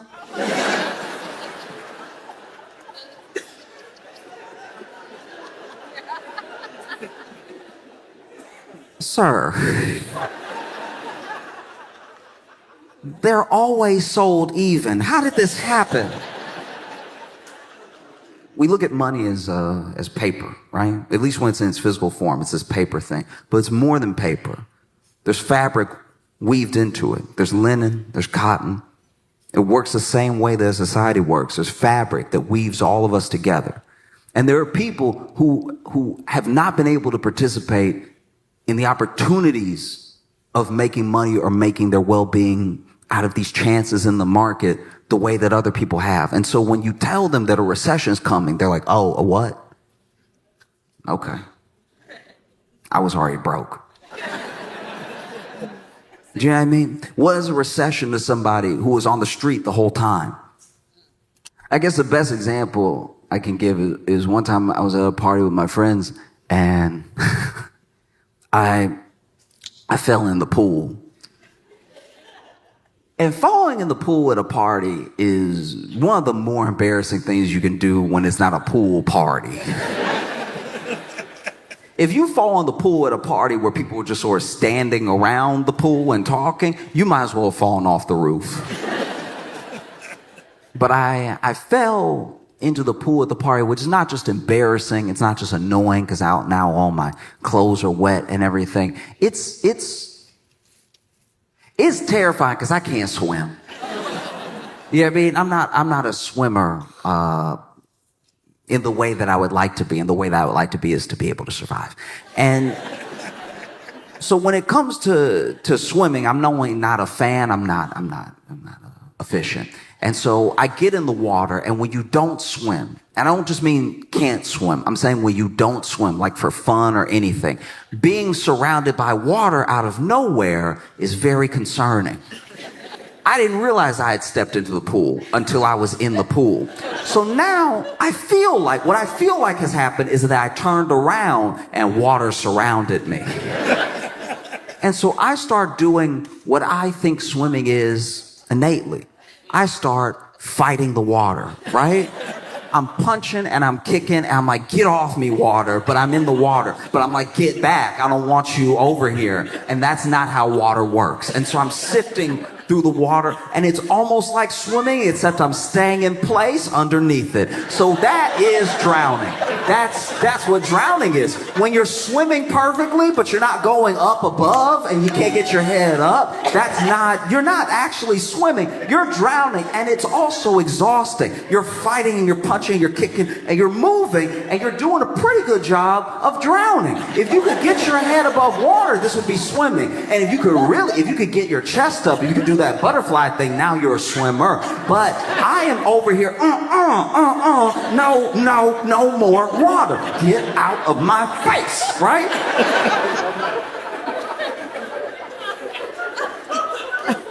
So then it takes someone pulling me out of the water for me not to actually drown.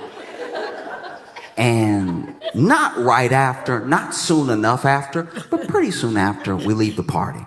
And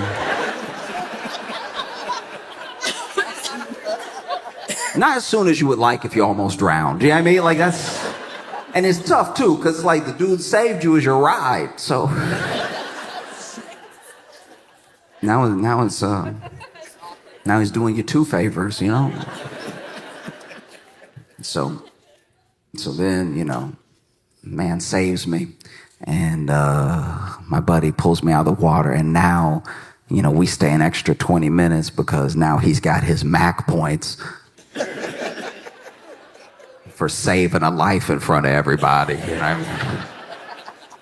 That's what most embarrassing. The only thing more embarrassing than like showing a whole party full of people you can't swim is to be sitting there wet while the person that saved you tries to mac on somebody. Just like, yeah, you know, I do what I can. I do what I can.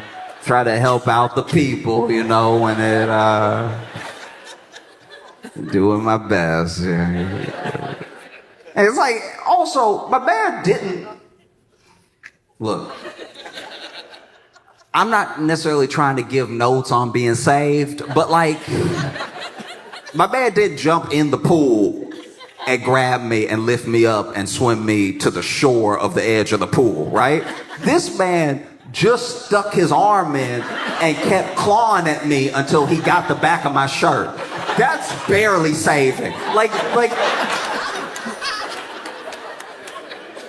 when I tell you that I'm over here, stop it, water, no, I don't want any more. And then he is over here, bow, bow. And he missed like 8 times. So he was punching me in the head while trying to save my life.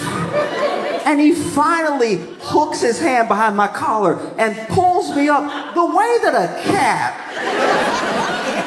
sort of lifts its kitten in its mouth. You know what I mean? Just sloppy. And then I'm also still fighting. I don't know what's pulling me up, so I don't know if that's more drowning. I don't know what the effects of drowning feel like. So now I'm not necessarily fighting his hand, but I am still fighting the water. And so if you were on the other side of the pool, it does look like I was drowning. He reached in, dunked me one more time just to be safe, and then pulled me up. Because I don't know that he's trying to help me. But when he finally pulls me up and I'm over here coughing up the water and everything, this man helps me get up out of the pool and then immediately sees the eyes on him and everything, sees the opportunity, and he's like, oh, yeah, you know. I do what I can. Also, I know he saved my life and everything, but also the fact that he didn't need to roll his sleeves up like that. Like that was even more just worth like, oh yeah, you know, I tried. Now you sitting here wet, just like, can you wrap it up, get the number or don't? And so then me, him, and some other friends head to his car once he's ready to leave, and his car won't start. Waited for nothing. Now, luckily, we were staying at his house, and luckily he did live close enough to the party that we could walk. It was like maybe, I don't know, like a mile and some change. It wasn't crazy. And so we start walking. As we start walking, it starts drizzling. And then it's drizzling a little bit more, drizzling a little bit harder, and then it really starts raining. And when it starts raining, all my friends did a different thing when it was raining. Like, I had one friend that did the turtle. Just walking and just trying to... And I get it, because he has some deep collarbones. He would have had 2 lakes on either side of his neck if he had just let the water hit. That would have been 2 puddles he had to carry. So I understand him trying to... Then I had another friend who was over here doing this, which genuinely pissed me off. That's one of the craziest things I've seen. You have 2 hands, one hand covering some of your head, but not even efficiently. Where's the distance management here? You'd be better putting the hand on your head. Then I had another friend who just decided to lean forward, because I guess he just doesn't want a wet front. He's just cool with it all hitting the back. And as it's raining and raining, my friend is over here doing this, turns to me, because I'm just walking. I'm not doing any of this. I'm just walking normal. And they're like, oh, John, you must not mind the rain.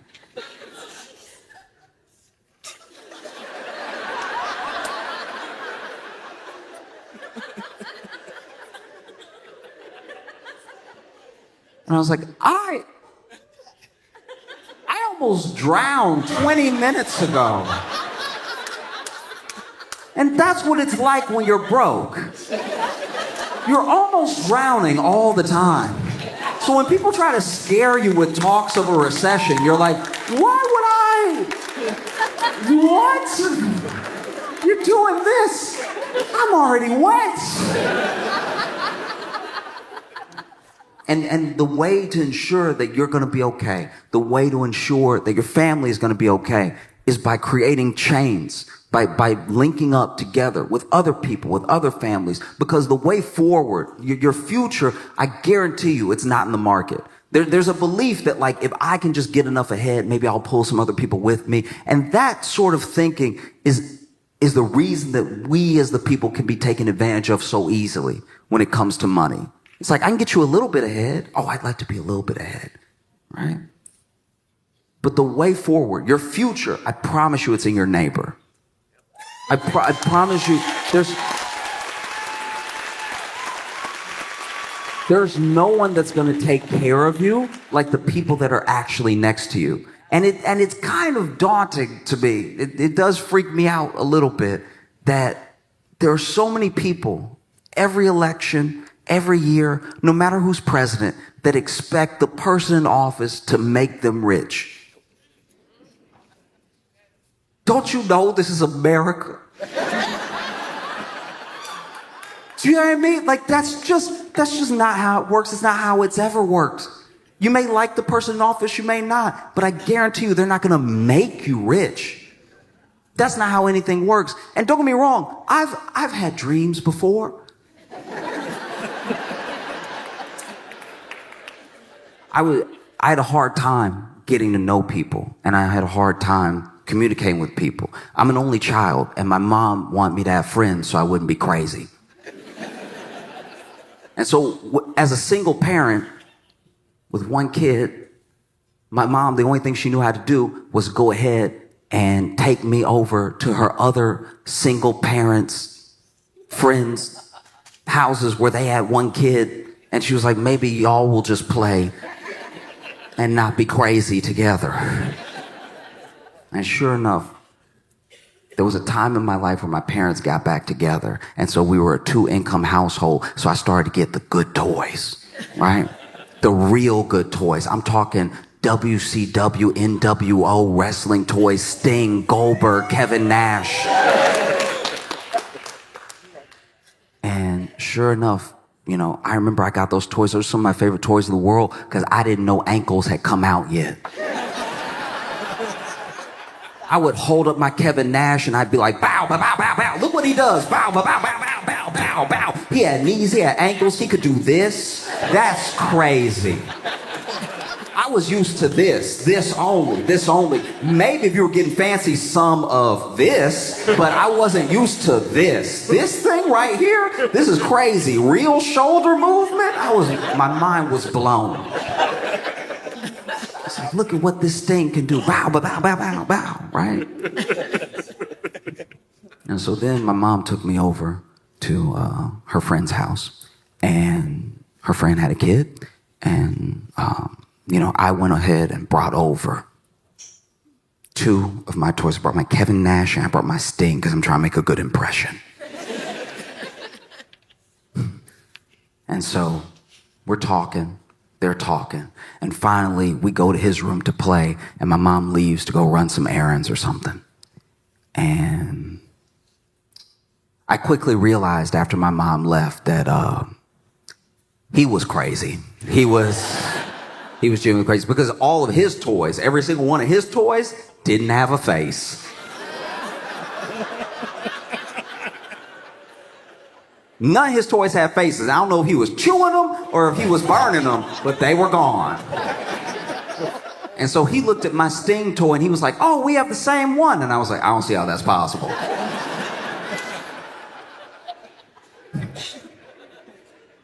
I don't see how that's possible. And then sure enough, this kid pulls out his Sting toy, and I know we have the same toy because the Sting had the jacket. The jacket you could put on, you could take off and everything. And so we're playing, and I'm trying to be a collaborative new friend, right? I'm like, what do you want to do? You want to do Legos? You want to do like wrestlers, whatever? And then we decide Legos. So I was like, do you want to build a castle? You want to build a wall? What do you want to do? So we decide to build a castle, right? And then this kid, we're halfway through the castle. Maybe 100 pieces to go. And this kid grabs the castle, lifts it up, throws it against the wall. It explodes into like 190,000 pieces. And I'm like, what did you do that for? And he goes, don't talk to me. And I was like, oh man, yeah, chill, Satan, chill, okay? Back up, devil, okay? Because I had been prepared in case the situation happened, because I knew I wasn't a crazy only child, but I knew there were other crazy only children out there. So I already had my thing on me, right? I had that lance in my back pocket. I was like, don't you come near me. I will cut you open. This thing is 6 weeks old. Hey friends, I was actually off the road last weekend, so we're still dropping an unreleased set, but stay tuned afterwards because I'm going to be answering some of your questions from the internet. And if you have other questions that I don't get to, you can drop them in the comments. And if you have any questions at all, just keep being cool to each other. See you in a bit. I've also been obsessing over that lady on TikTok who was digging in her yard and found that rug. Like, in case you didn't see this, there's a woman that was on TikTok, right? And this will be important later, but she's white, all right? And basically, she was making TikToks for like her fans and her friends and stuff. And in one of her TikToks, she comes onto the TikTok and she's like, y'all, I think my house is haunted. Okay? And then she starts giving her reason, and she does a little tour of her office where all these things are moved that aren't supposed to be moved. She's like, I'm the only one that comes in here, and this is here, and it's usually up here, and then this is moved over here. And then when I opened my laptop, the laptop was like cracked from the inside. Like and you could see it. It was like corrupt, like it looked like ink had been spilled. It was so shattered on the inside, right? And she was like, I don't know. I think I have a ghost. And in my head, I'm watching this and I'm just sort of pulling from life experience. I'm just kind of like, you ain't ever been robbed before? Like,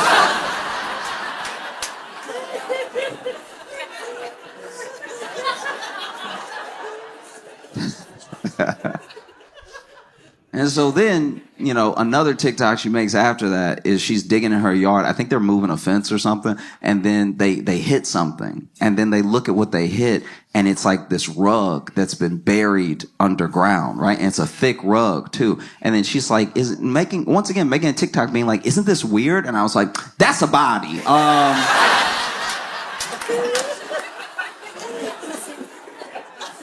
That's clearly a body. Okay. And then this is the thing. When it comes to every person has different speeds that they operate at, right? You catch them on one day, they might react to you a certain way, another day a certain way. But some people do have like defaults, right? So one thing that's happened in the last like 4 years especially is that anytime a white woman's talking, we jump to Karen pretty quick, right? Like, there's Karens out there, but then sometimes someone will just have a menu and be like, does this one have gluten? And we're like, Karen! Like, it's appropriate when it's appropriate, it's not appropriate when it's not appropriate, right? But for everything, there is its opposite, okay? And I think that for us, we do need to start talking about the complete opposite, because we all know this person. We all know the white woman who doesn't want to make a big deal out of anything. We've all met this person. She could literally be on fire. And she's like, y'all, I'm just warm. Like, no. You are in danger, Bethany. Let us help you. You know what I mean? Like, she could call you. She could call you in the middle of a robbery. She's at the bodega. It's getting robbed right now. And she calling you being like, oh, no, I don't want to bother her. Just if you get around to dialing those, like, 3 numbers, it would be really helpful. And this is who we have on our hands in this situation, because I'm not the only one, right? I see the thing and I'm like, that's a body. And then everyone else in the comments is like, girl, that's a body. And this is the thing about internet comments in general, right? At best, almost all the time, random comments on the internet are at least not helpful. They're at least not doing anything for you when you read them, or when you posted them, they're not actually good feedback. I mean, like, it happens a lot, especially because the internet's just out for everybody, Especially on a place like TikTok. People stumble onto your stuff and then they just comment on it, whatever they think. It might have nothing to do with what you're talking about, Like, as an example, years ago, I bought some nunchucks.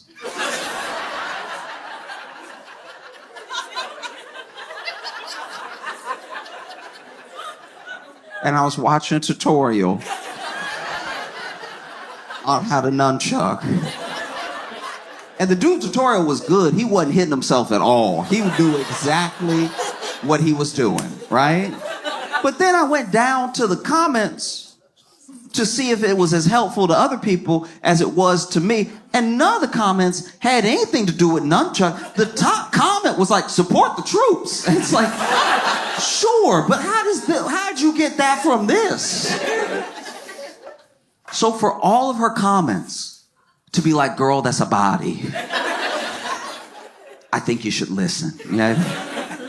She made another TikTok where she was like, another really weird thing that happened was that my stepson was like going to bed and he went to plug in his phone. And when he woke up in the morning, instead of the phone being on 100%, it was on 3%. And you know how ghosts can suck up energy? I'm like, no, we're past this. We're past this. It's a body. It's a body. And once again, she was doing that white woman thing, trying to not make a big deal because, guys, I don't think it's a body. She says, I don't think that it's a body. I'm like, you think it's a ghost. It being a body helps your thing too.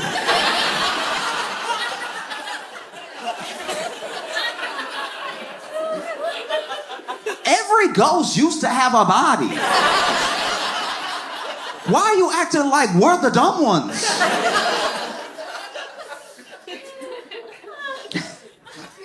And so then she makes another TikTok where she's like, okay, y'all, I called the police.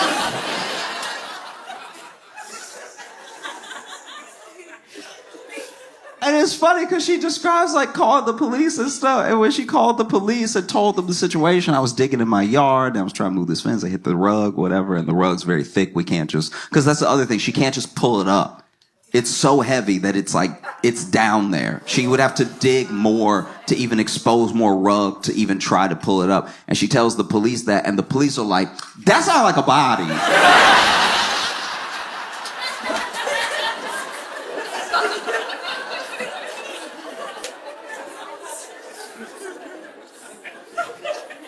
And so the police come out, right? And I am not a cop. I don't know how police work actually works. I don't know what procedure is or anything. All I know is what I saw in the video, because she was also making a TikTok out of the police coming and checking out the hole. And the police, when they got there, I don't know what exactly they were doing, but they were doing that thing where, you know, like when they have their hands in their vest.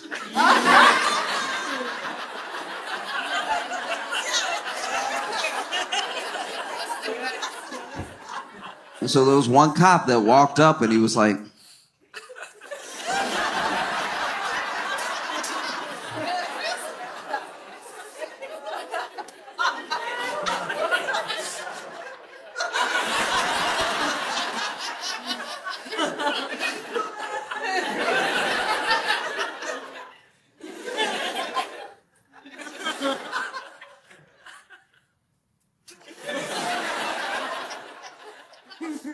that might be a body.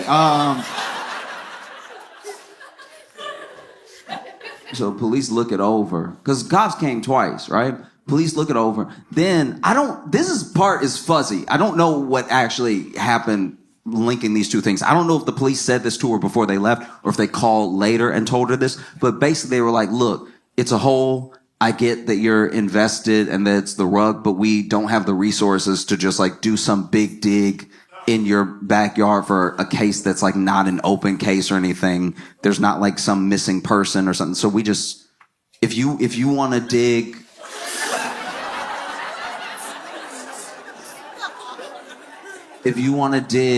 and then call us if you find something, you can, but like, we're not gonna. And I mean, look, in this case, it was just the rug. It's not like a foot was hanging out or something. You know what I mean?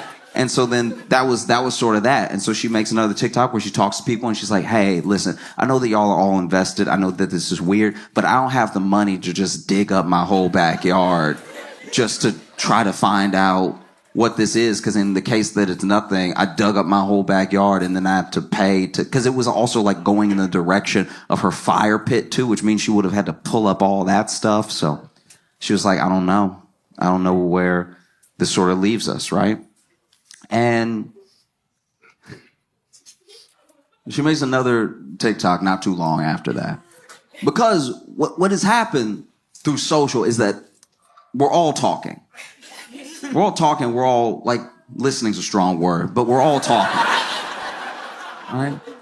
But you gain the interest, and you can intrigue people from all over the world, right? And so as people are getting more and more invested in this thing, she makes another TikTok a little while later where basically someone was watching her last TikTok about how, yeah, she didn't have the money to just dig up her whole yard and everything. And so then they messaged her and they were like, hey, I own a construction company. I'll dig.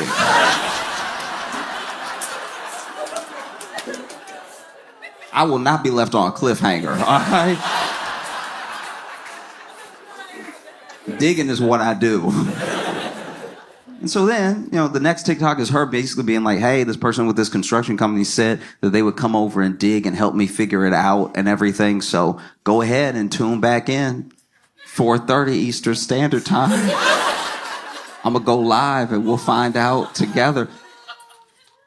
This is what's really jarring about that, right? Is that TV used to be TV. You used to get your entertainment from TV, and TV was a thing. You used to buy the TV and know that all the TV would happen on TV. But now, slowly, over time, we're TV. Whether we mean to be or not. There's plenty of people who have realized they were TV in real time and been like, I messed up. I did not want to be TV today. TV used to, we're spoiled. We're used to 24-hour news. We're used to 24-hour programming, even pay programming. When a channel runs out of TV ideas, they're like, well, we'll let this person try to sell you something for 3 hours. You know what I mean? TV used to just have a few channels, too. TV used to have like 5 channels. And they didn't even have a lot of ideas. The TV would be like, guys, we're done. TV, you would have your TV on, but TV would be off. Because they just didn't have any more programs. They were like, you know what it is.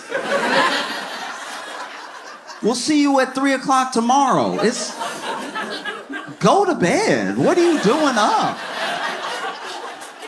Why are you still up right now? You have a problem. You need to see somebody, a doctor maybe. You probably have insomnia because you have left this TV on all night knowing that the Dick Cavett show only goes so late. And I didn't know about any of this. My grandpa was telling me, you know what I mean? But he was like, yeah, you used to, that used to be how you knew you had a sleeping problem. And now, she's opened herself up to the fact that, this incident has made her TV. She even said, tune in at 4:30 Eastern Standard Time. I was like, you have commercials too? Damn. And then soon after that, she makes another TikTok where she's like, okay, all right. So I got a call, construction company calls, but I got another call, from homicide. And a part of me was like, duh, it's a body. But she's like, I got a call from homicide, that basically they said that they don't know who the last 2 officers were communicating with because it wasn't them. They must have talked to somebody else who told them to tell me what they told me. Homicide heard about the case and they were like, we would very much like to check.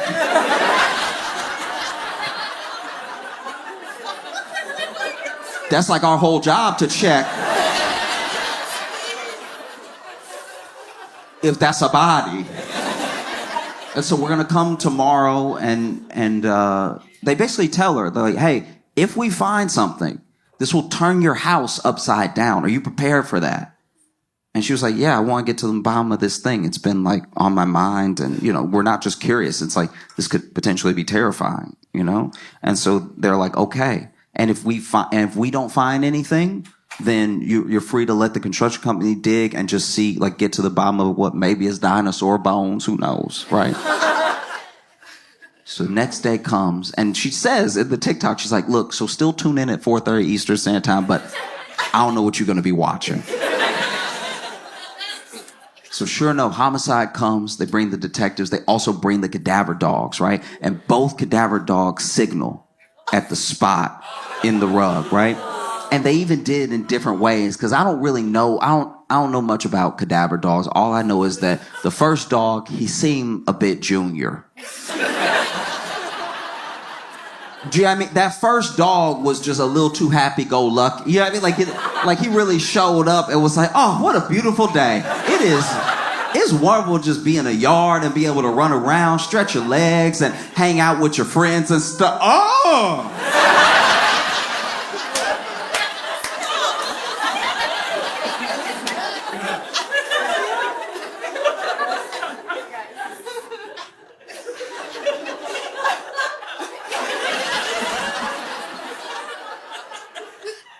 Y'all, this is just my opinion. I think that's a body.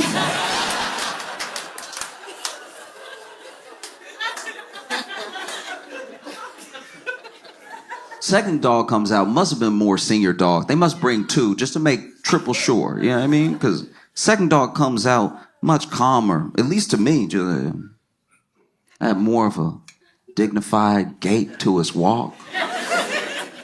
Walking around.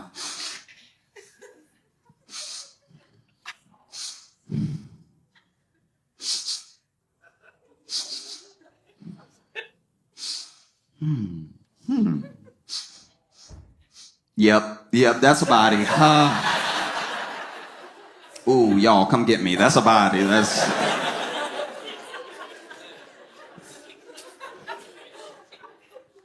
it's got to be tough.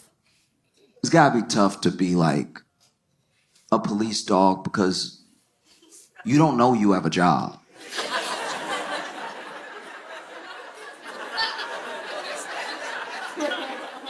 Think about a police dog, just a dog. They think they're chilling. They think their life is normal.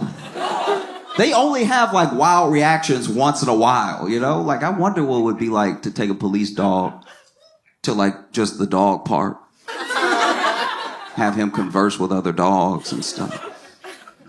Running around. That house dog is like, hey, how you doing? Looking good. You know? I love a pup in uniform. Oh, this? Oh, yeah. I wear it all the time. You come to this park often? Oh, yeah, every day. Every day, me and my pal come here, and then, he lets me run around, and then we walk home, and then he feeds me treats, and I take a nap, and the police dog's like, nap? What's that? Oh, when you just get tired and you fall asleep whenever you want. And it's like, okay, must be nice. You said your owner gives you treats. What kind of treats? House dog's like, oh, all the treats. It's incredible. I get like the beef treats and the chicken treats. I go crazy for the tuna treats. I try to play it cool, but I can't. They're too good. Sometimes I'll play hard to get, but then I'm a sucker for the tuna treats. Do you get treats? And police dog's like, yeah, I get treats all the time. What kind of treats do you get? Police dog's like, mostly cocaine.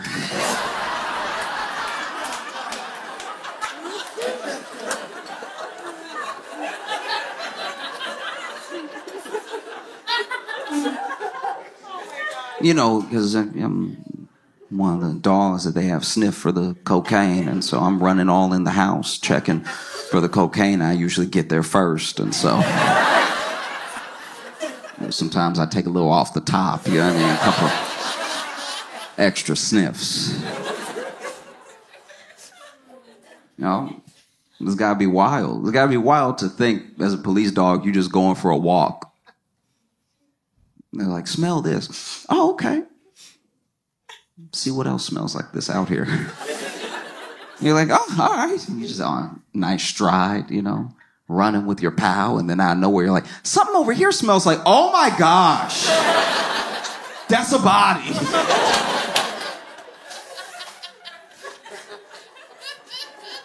So both the cadaver dogs signal, right? And when they signal, she's like, oh my gosh, she's really taking it back. And I think that's also the first time that this becomes like real, because I think, I can't say what was going on in her head, but I can imagine that like at the time you're just kind of going through the motions and having your own little true crime thing. But then when there's really something there and it becomes real, like, oh, this is terrible. This is terrifying. And then the police even come over and they're like, hey, you might want to stop recording. And so she makes another TikTok hours later where she's like, hey, I'm sorry I left y'all on cliffhanger. Police were like, hey, maybe you want to stop recording. So I stopped recording and everything. But there's just people all over my house and stuff. And it was just like, I think it was all hitting her at once. And it must have been overwhelming, And she's even saying to the camera, she's like, and the police, they appreciate the fact that I'm the one that called them and stuff like that. So it's not like they're looking at me or anything. I was like, nope. Call a lawyer, call a lawyer, call a lawyer, call a lawyer now. Put the phone down and call a lawyer. Don't talk to me. Call a lawyer. I'm not a lawyer. Stop talking to me. Call a lawyer.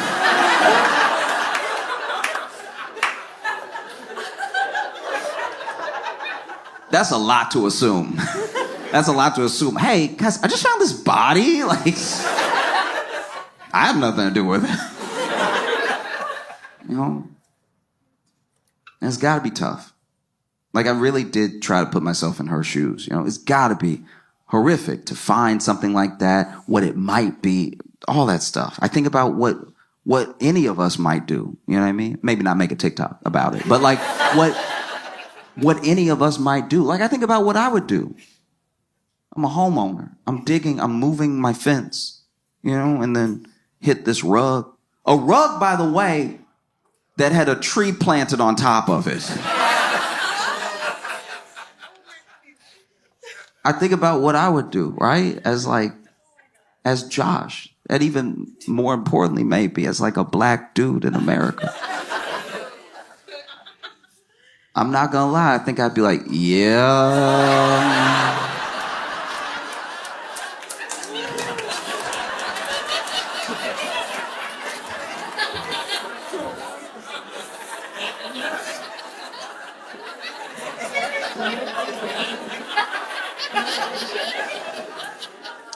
I didn't kill him.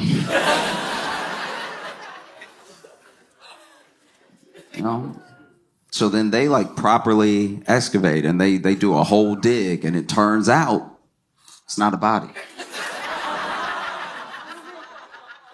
Isn't it weird to be disappointed?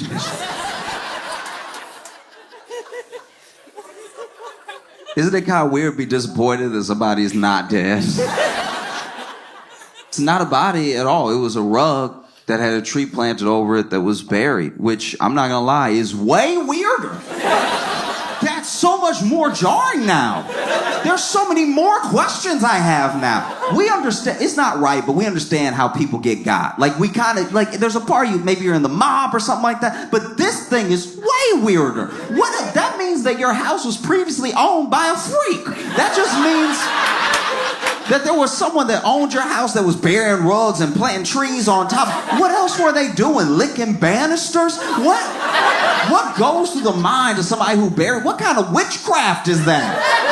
I want answers. She gonna be retiling her roof years from now, and there's gonna be a piece of bologna under every tile. What kind of cartoon house is this?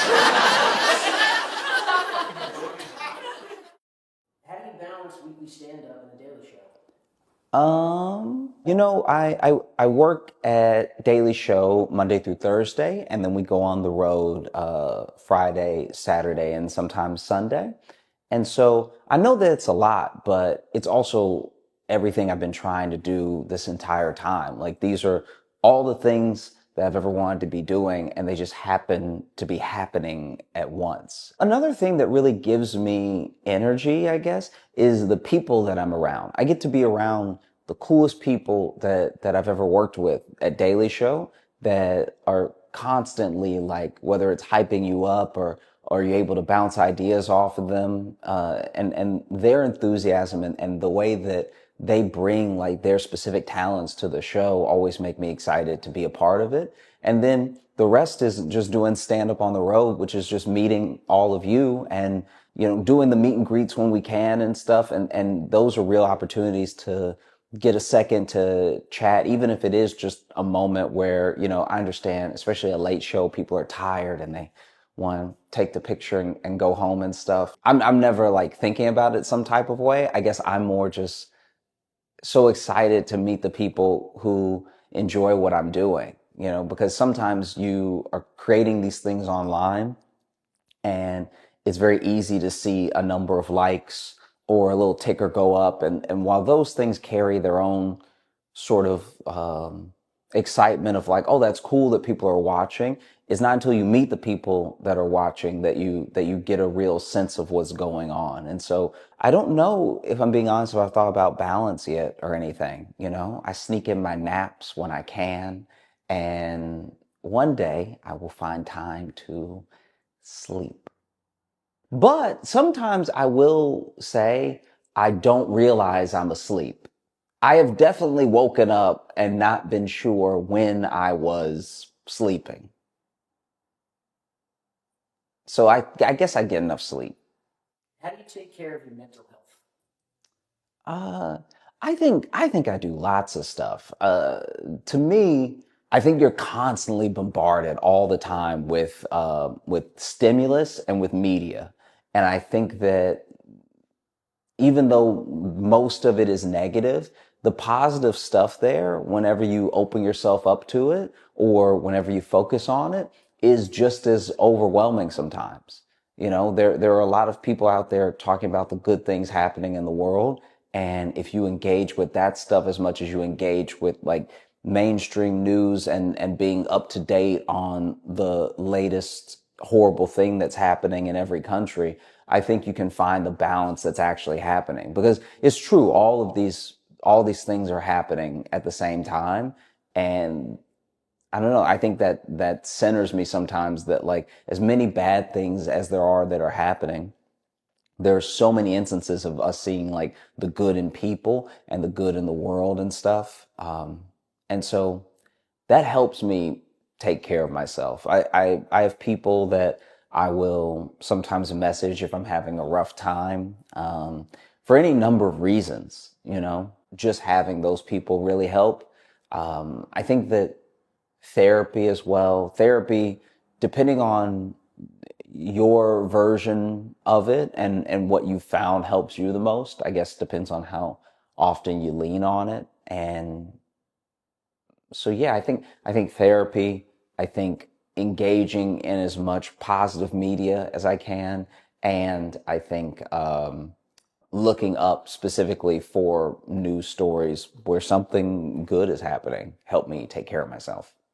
Why are your tickets $400? They are not. They're not.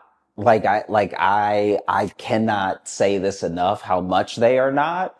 And because of how social works as well, no matter how many times you post that they're not, it may not reach the people who saw the thing. You know what I mean? Like we're all just missing each other because they're not at all.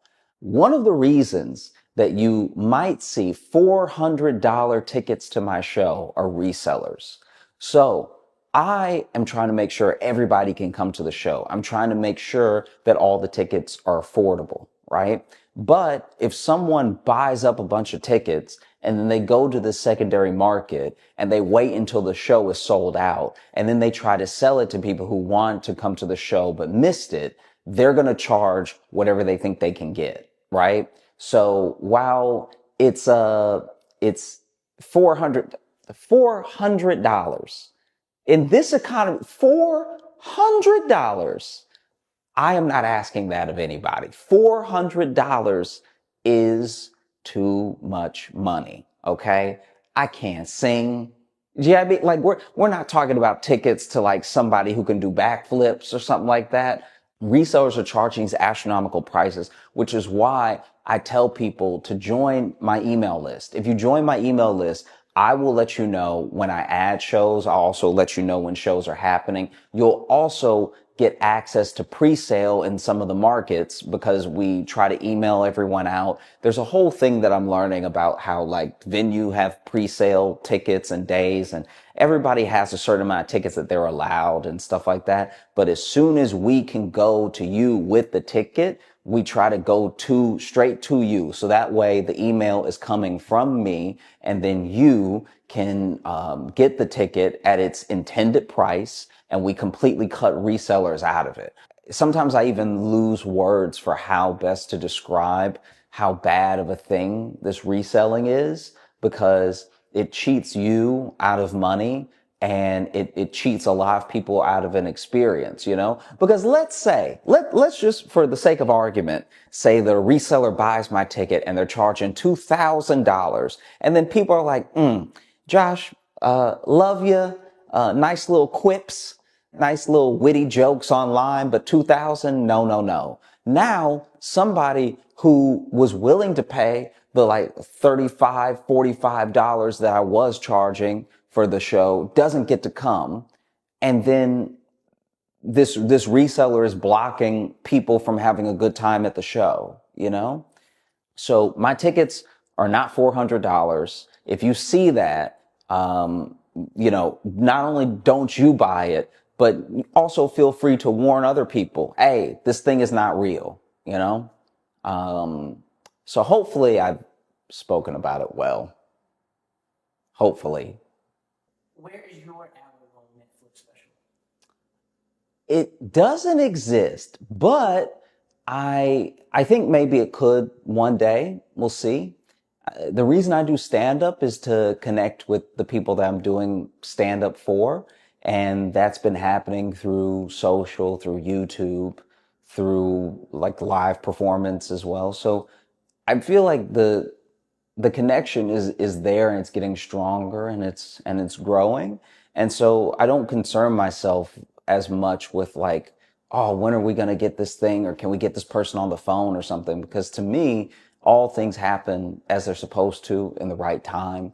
And so if there is a day that comes that I have an hour-long Netflix special, then the day that comes will be the day that it comes out. Until then, I'm having a great time posting and writing as much as I can, and just sort of putting that stuff out there. Can you go deeper into your writing/performing process? Yeah, so I guess I don't know. I could talk about it all day. So I'll try to give like some bullet points. I think when you're writing about anything, in my experience, I think taking the things that you find funny about them and the things that you find interesting about them and believing in them are going to be ways that you connect people to the thing it is that you're talking about. Not everything is interesting, and maybe everything can't be made interesting by a specific person. But I think if there's any like gold that you actually find in something, someone else will connect with that. I think the missing connective tissue sometimes is belief in the thing that you're talking about, and it's in a full understanding of what you're trying to say. And so whenever I'm writing anything, I'm trying to make sure that I'm fully distilling the idea down enough that if you don't know me, and if you don't know what I'm like, and if you've maybe even never watched stand-up before, you'll still get what I'm trying to say. And I think that is one of the main things I look for in what I'm talking about and how long I want to talk about it. And then I think that sort of all of life informs other pieces of it. So if I may be talking about one thing that has nothing to do with any of the other topics I bring up in my mind while well, let me see, now I'm rambling. Hold on. If you choose a topic to talk about, right, it may seem incredibly isolated. It may seem like one of its kind.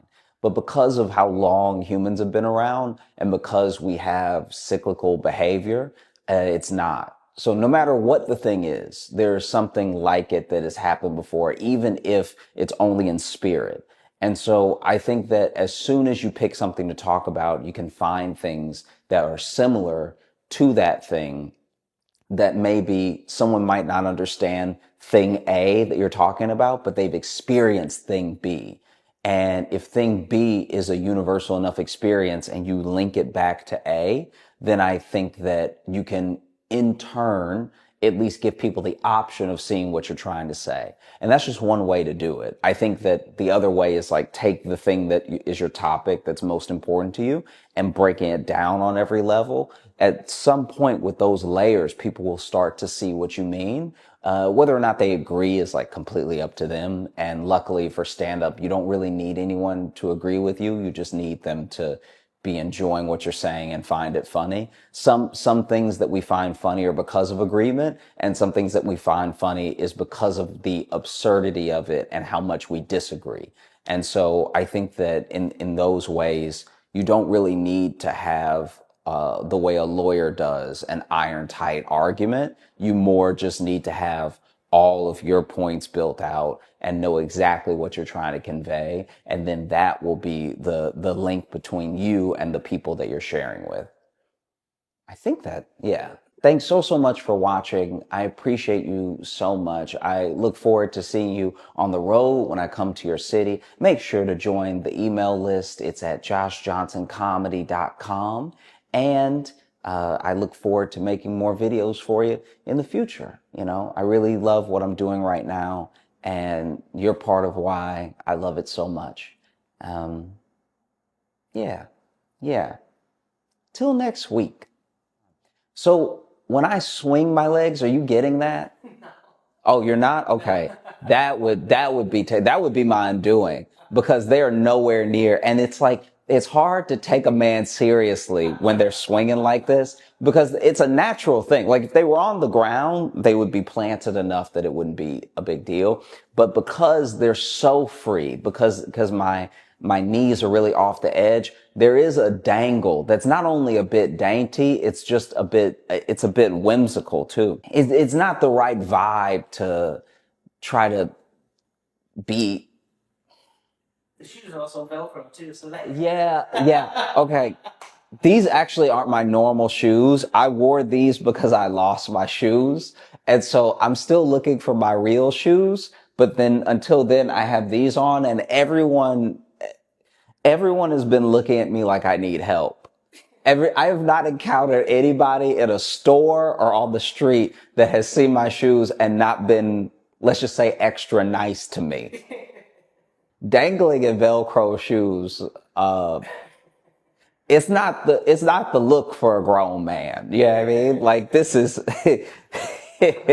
when I tell you, I'm positive that this is like a walking ick. Yeah, like this is bad. So I was also not happy about it, because I literally asked my girlfriend, hey, do you know where my shoes are? Which is one of the most insane questions you can hit a person with, because your shoes should have been left by you somewhere nearby. But I did not know where my shoes were. And I haven't worn these in maybe a year. I don't even know where they came from. I really don't. Like, maybe I bought them, but I feel like they were a gift, and not just a gift, but like a re-gift. Like, I think they were given to someone my size, and then that person was like, nah, I can't keep these in the house. It's better than not having shoes. I'm grateful to have more than one pair of shoes, but I'm also praying I find my real shoes soon, because, ugh. The main shoes, they're what, on? On clouds, yeah. When are you gonna get an endorsement? You have those on every show, every stage, all over the country. That's up to OnCloud. I wear them because they're comfortable. But an endorsement would be nice. That would definitely buy some more OnClouds. Yeah, they might as well endorse me. I would just give the money back to them almost immediately in OnClouds.